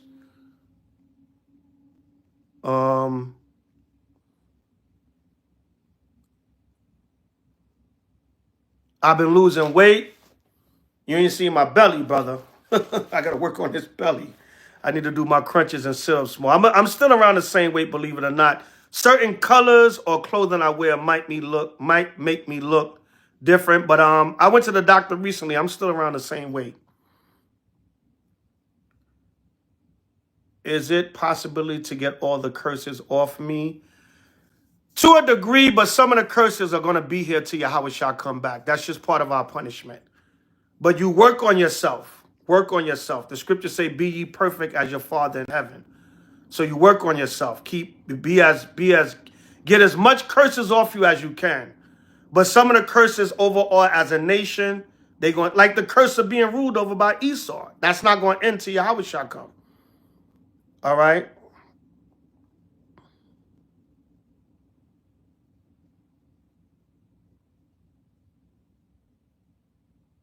All right. Yeah, it says Elon Ariel said, "Easy, thou shalt not murder. Yahweh shall did no crime." But also, they wanted to get permission from the Romans, which was the governing body at the time.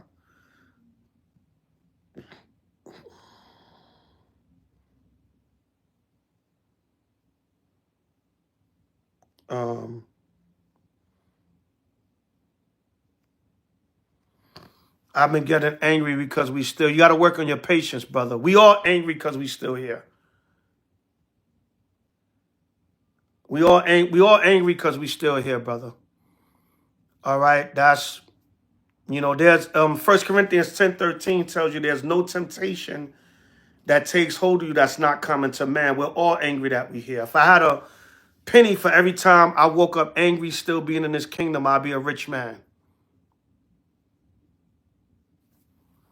I came into the truth by the means of a woman, Nahima Levi, ISUPK, laid down a foundation, Khan, all praises. Are you still with the ISUPK, brother? Are you still somewhere fellowshipping and doing the work?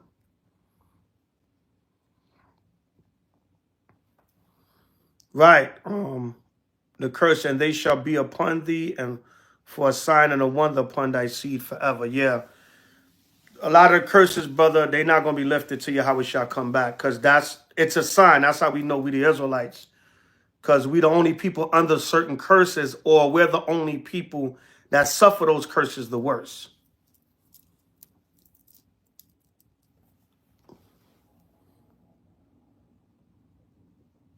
All right. Anybody else? San Antonio, yeah. You want to get with a camp? Contact me, brother. Let me see what I could do for you. House of Israel NYC@gmail.com. How do you what, kingdom minded?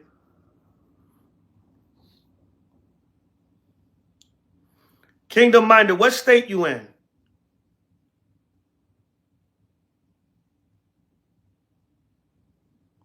The water for your due diligence. As all praise to the Most High.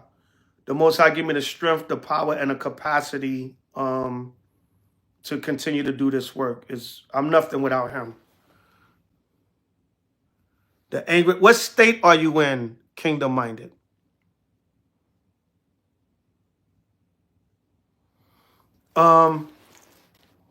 Officer The Rock, who makes your calendars want to do one for us. So, ancient Israelite secret. Nah.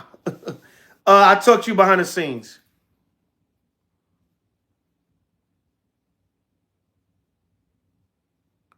Brother Chase, what days are you teaching in Brooklyn? Camp has been a hindrance over this season due to the weather, the feast days, and we don't make a lot of excuses, but it's just been one thing or another. But we usually teach in Brooklyn on Wednesdays and 34th Street on Fridays and Times Square on Saturdays.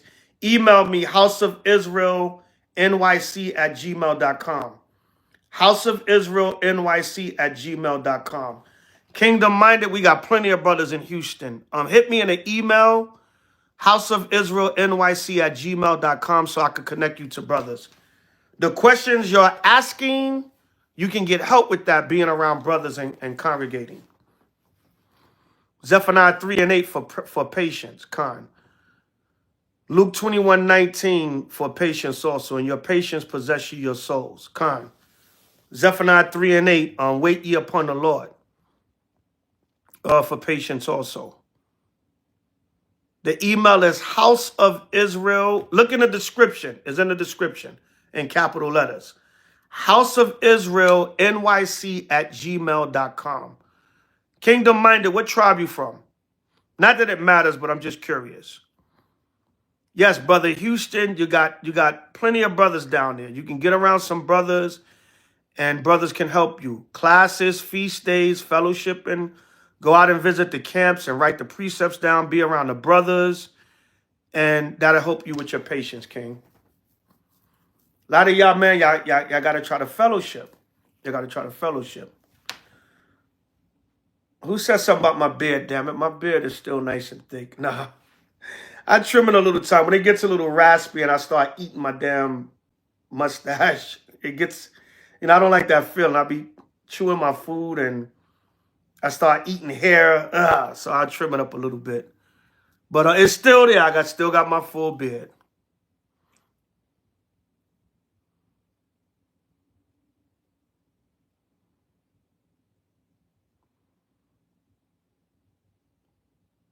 We still got the Patreon. Actually, we are about to update the Patreon because due to a conflict in scheduling, we hadn't had the time.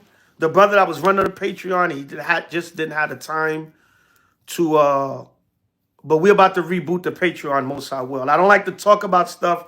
I like to just, when you see it happen, but we'll be announcing it once we reboot it.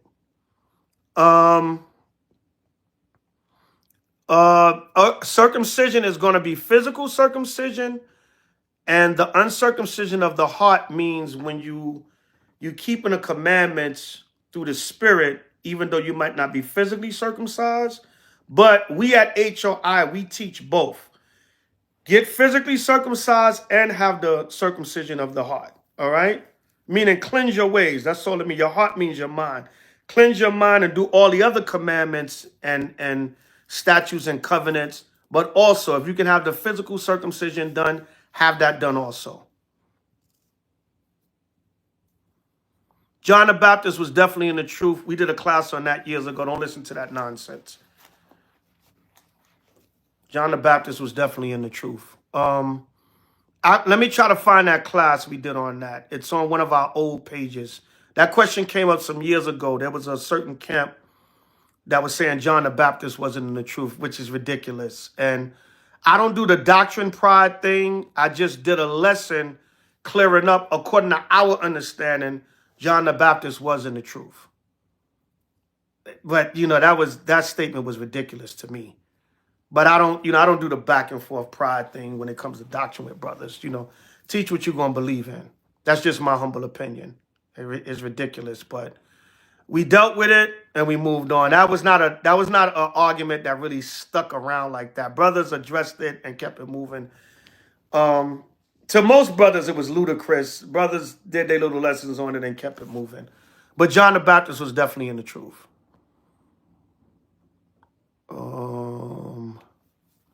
We still got what?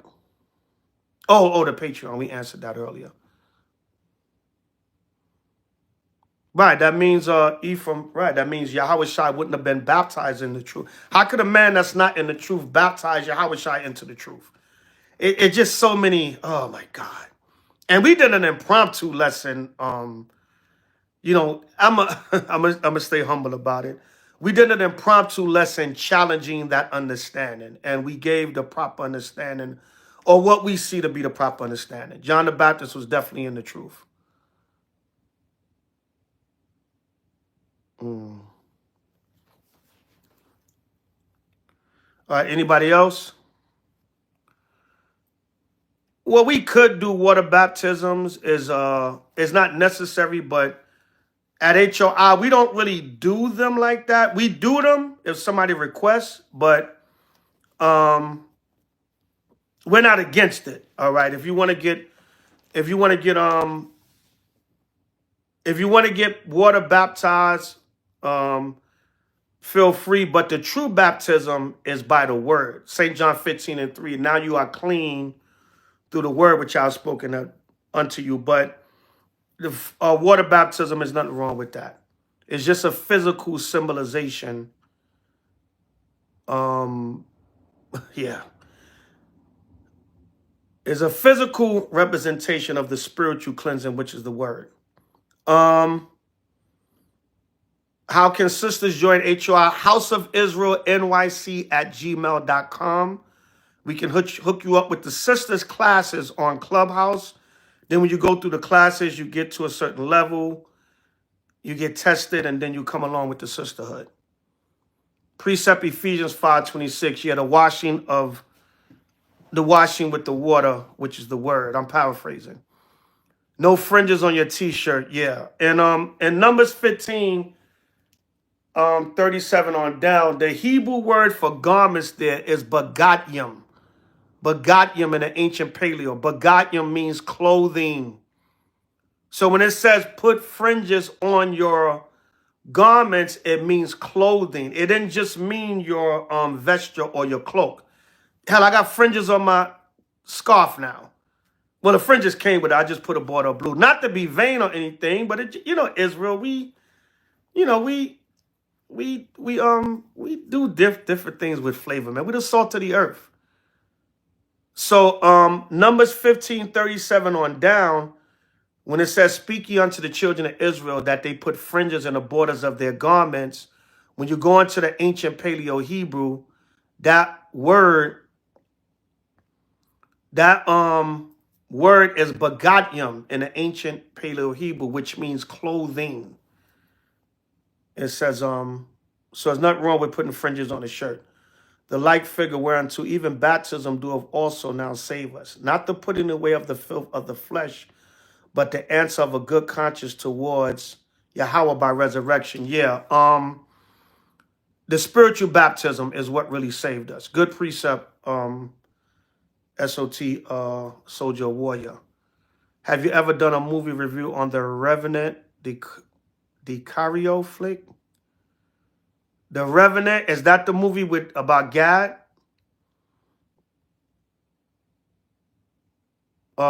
Yes, we did do a review on that. It's on HOI Mustard Seed, but you got to scroll down because that was some years ago.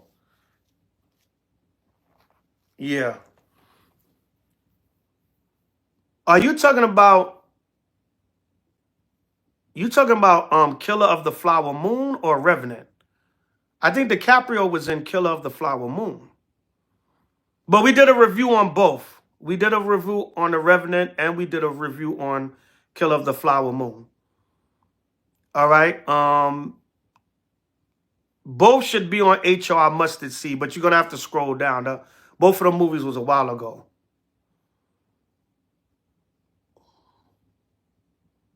Oh, he's in both movies?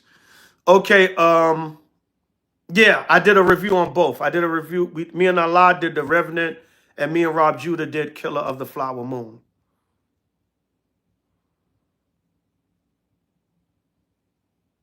Hit the like button, y'all. The FBA movement, Brother Tariq Nasheed, I'm not against it, and I'm not really for it because it's not just about foundational Black Americans, the tribe of Judah is about all 12 tribes. I get where he's coming from because I had that mind frame in the world. I was like, damn, why everybody hate Black Americans? I kind of knew that in the world, right? But when you come into the understanding of the truth, you got to be for the whole nation. So I understand where Tariq is coming from, and he does make a lot of good, strong points. He's saying that Judah need to preserve themselves because it seems like everybody's against them. But he's not saying he hate other people. That's what he said. If you have no ill will towards the tribe of Judah, we know it's Judah. He says foundational Black American Negroes that came here in slavery. He's saying if they have no ill will towards Judah, then he has no problem with them. He said he goes to Jamaica and rock with the Caribbeans in Jamaica. He did a documentary on Haiti. He said he don't hate them, but it just seemed like and we know that, the scriptures say it, there's this damn massive hatred against the so-called Black American, the so-called African American, the American Negro, the tribe of Judah. So he's more so doing like a preservation thing. Like, yo, if we don't stick together and just be for ourselves, everybody going to try to destroy us. So that's all he's doing. But we in the truth, we can't really support that because we got to be for all 12 tribes. So that's my take on the FBA. But Brother Tariq makes a lot of good points. And he's got a more cordial stance with Israel. He used to be coming at us, making little side shots or whatever. But he got a little bit more cordial, I say, understanding with Israel now. Because before he used to be saying his little slick stuff. But, he's more cordial with us now. I'll say that. Yeah, Homestead is coming out. Yeah. Yeah, this deportation thing ICE is not playing. I think they did 1,200. They did 1,200 removals in 1 week. I think they're not playing. Trump is not playing. This devil is not playing. He coming in clapping his gun. Son busting his gun. Son is a shooter. Y'all niggas in them streets think y'all some shooters. Trump is a shooter. Judah getting happy because Northern Kingdom and some SK getting deported. Yeah. We just have to be understanding to that plight. That's what it is. But if any of them are our people, may the Most High have mercy on them.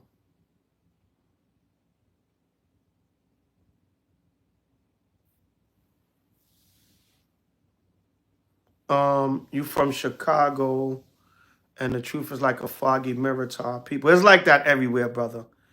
Every state is like that. When you gonna have another one of these sit down? I don't know. I go live sporadically when time permits. But I'll try to be more consistent. But I don't like to say what I'm going to do. I like to just do it. So I don't want to tell I'm going to be on here every other day, brother. I'll try to be more frequent on here when I can. Gabar Ash in the building. Kwame Shala. Yeah, ICE came to the hospital to look for people. Yeah, they're not playing. These devils are not playing. Trump is not playing. Them ICE agents are out there. Them some big Edomites, man. Them Edomites ain't playing. They vested up. They got their thing on their hip, and they not playing. And you can see they trained for this day. They trained. It looked like Trump had some of them in the cut waiting. They was somewhere getting some special secret training. They're not. This devil ain't playing. But that's what gotta come down. I'm glad. I'm happy.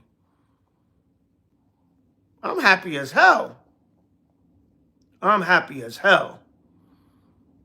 I'm loving it. Let that devil crack the whip. Crack this whip, devil. Yes, let's get it going.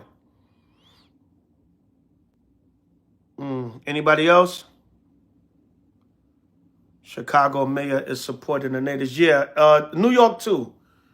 Eric Adams said he's going to protect the immigrants to the best of their ability. But listen, man, Trump is signing executive orders. Trump will tell these mayors to go sit their ass down somewhere. Quick, fast. Quick, fast.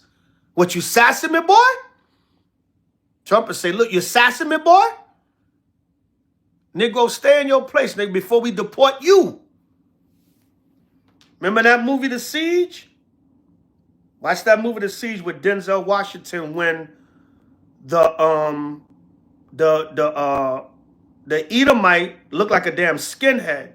The Edomite from the army told Denzel, you better calm down before I decide that you're an Ethiopian.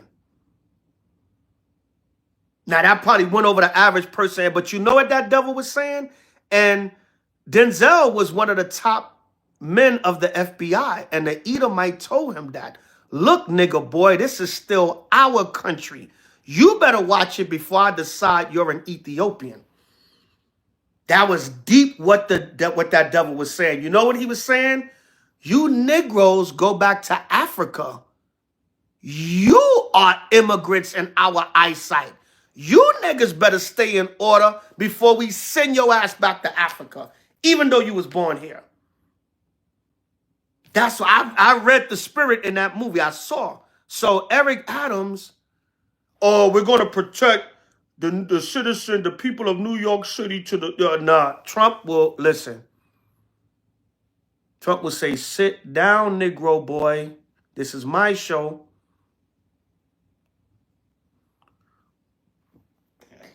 Will what be a physical change or a spiritual change?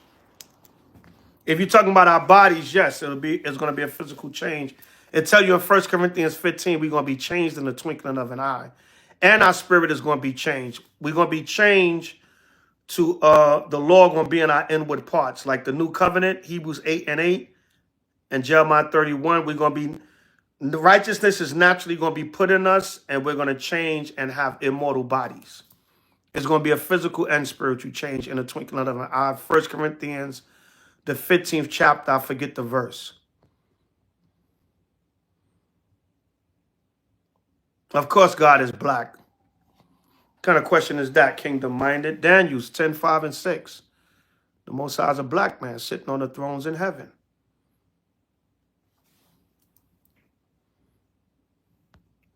All right. Oh, I had a lot of questions tonight. Interesting questions, too. Shalakia, I'm just answering them because, you know, if we went to a scripture or two for everything, we'll be all night. So I'm just verbally answering or quoting the scriptures for you. Yeah, it's kingdom-minded 144K. Gabar, I said, with that name, you didn't know the Most High is black? Of course. Daniel 10:5 and 6. Come, Revelation 1:14-15. The Heavenly Father is a black man, and so is his son, Hamashiach Yahushua, whom the world ignorantly calls Jesus Christ. Very dark-skinned men. Brother, you got to just come more and study more. These questions you asking, they'll get answered for you. How long you been knowing the truth?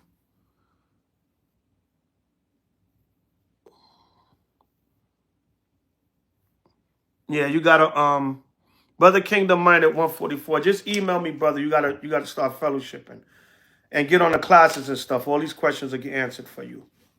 I don't know how long you've been in the truth, but some of these questions you should know already, but maybe you're early to the truth and, you know, you need more classes. Yeah, you need to watch some classes.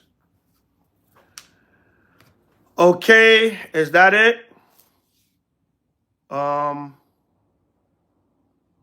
Yeah, that's about it. So, all right. You had a lot of questions tonight. Interesting questions, too. Kingdom-minded, all that, brother. I think we talked to you before, too. All that we're gonna get to you, brother. Email, you get to schedule the classes, everything. You in Houston, so we got plenty of brothers for you to fellowship if you serious. Now, if you're playing games, brother, then you'll be up here another 6 months asking the same questions. I don't mean no disrespect, but we don't have time to play games, brother. Y'all got to be serious about this truth. All right, we don't have time to play games and waste our time. If you're serious, inquiries only. All right, so be serious about this thing, brother. I'll give you all the information you need to get you started. I'm not going to babysit you. I'm not going to, I got people, I've sent them to cities with our camps or camps that we are cordial with and safe with. And you're asking me questions about stuff in my email and in my inbox when you're physically there in a city that I connected you to the congregation. And I'm nowhere near that city, but you're asking me, so I'm not going to babysit nobody. I'm not here to babysit you and hold your damn hand. You grown men, if you're interested in fellowship, I'm going to connect you to the people that's in your city. Don't be emailing me 3 months asking me, you keeping the new moon, elder? You got people in your city. You can take your ass a 15, 20-minute ride and go to the new moon. All right, I don't mean to be harsh, Israel, but stop playing. Serious inquiries only.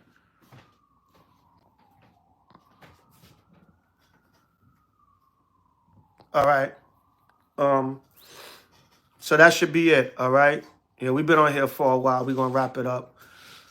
So, again, one more time, get your H.O.I. Feast Holy Day Calendars 2025. That's the front of it right there with the image of Yahushua, with the H.O.I. logo, the scripture. There's a peek at January 2025. All right, January is almost over, Salakia, but you can still get the visual. Remember, the calendars are collector's items. Save each one each year. You can go back. You can study the scriptures on it. You can look at the images and, hey, I remember this one from 2024, whatever. They are going to be 20% off, being that we're already past January, so we're going to give y'all a deal. But you got February to December. All right? You got February to December. Get your calendars. They 20% off. We're going to give y'all a deal since it's kind of late. January is basically already passed, but you got the rest of the year. Support this truth. Support H.O.I. And, get a calendar from us. But we also have free flyer calendars that we can just send to you, email to you, inbox it to you, and you can download it and print it yourself. And those are free flyer calendars. You can put them on your wall or whatever. But if you want to support and get the wall calendar with the graphic arts and the images, you have to purchase that, and it's 20% off. You can eat 25% off, 20% off, Salakia. Yeah, my calculations is right, 20% off, Salakia. You can email me at houseofisraelnyc@gmail.com. houseofisraelnyc@gmail.com. And that's for all other inquiries also. Right? Yeah, man, it's like pulling teeth, Ak. This shit is so annoying, man. It's so annoying, King. It's so annoying. And they want us to, because they have access to the elders and leadership, they take advantage of it. They want us to babysit them. And we not. Reach out to the captains and deacons and senior men we got in the areas. What are you emailing me about a new moon? You 20 minutes away from where the brothers are. You emailing me about camp. The brothers are having camp right in your city. That it becomes a little frustrating, man. All right. Bay Area, they just got to be serious, man. It just got to be serious, brother. Khan, Officer of the Rock, come here, Shadow. The Water King, keep them good SOT lessons coming also. I watch when I can. Sometimes I chime in. Sometimes I watch in the background. I don't say nothing. But sometimes if I'm home on a Friday night Shabbat, I tune in with y'all brothers. Or sometimes I'll catch the replay. No, we don't have no HOI in North Dakota. I had a few brothers in North Dakota at one time, but I don't know what happened to them. Maybe they started their own camp.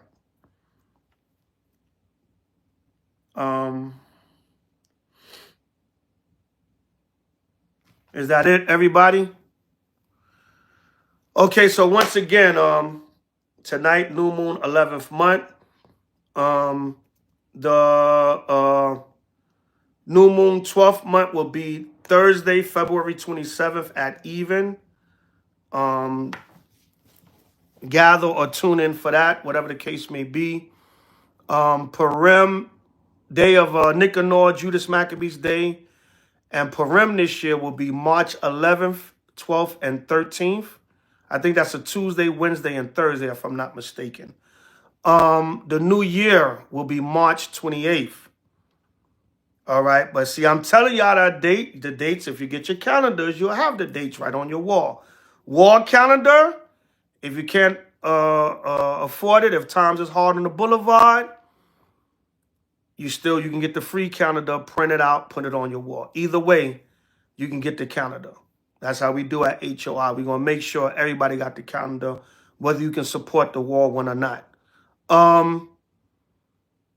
Passover, Friday, April 11th, 2025 at even. All right, so that's just a handful of your upcoming dates. Write those down. Even if you don't have a physical calendar now, write them down. You're going to email me, hopefully. Don't even put that energy out there, brother. It's not going to be in vain. All right? Only way it's going to be in vain if you're not serious about serving the Most High. All right? So let's not even put that energy out there. So again, hope y'all enjoyed the lesson. If y'all learned one thing tonight, I've done my job. We've done our job. The water to everybody for all the information and the precepts that y'all helped out with, even answering the questions, putting precepts for that. Good precepts. All praises. Everybody stay strong, man. And get your calendars so you can keep up with your feast days for the rest of the year. You got 11 more months. January's over, but you got 11 more months. All right, so everybody stay blessed, stay in the spirit, stay strong, keep enduring, do the work, keep the commandments to the best of your ability, love your nation, work on yourself, despise not correction. Happy new Brew Moon, 11th month, Ashar Kadash Shirak. All praise to Yahweh and Yahweh Shai forever and ever. Amen. Kwam Yashala. Shalom. Kun. Kwam Yashala. Khan. All praise to the Most High, the Mashiach Yahweh Shai. Shalom.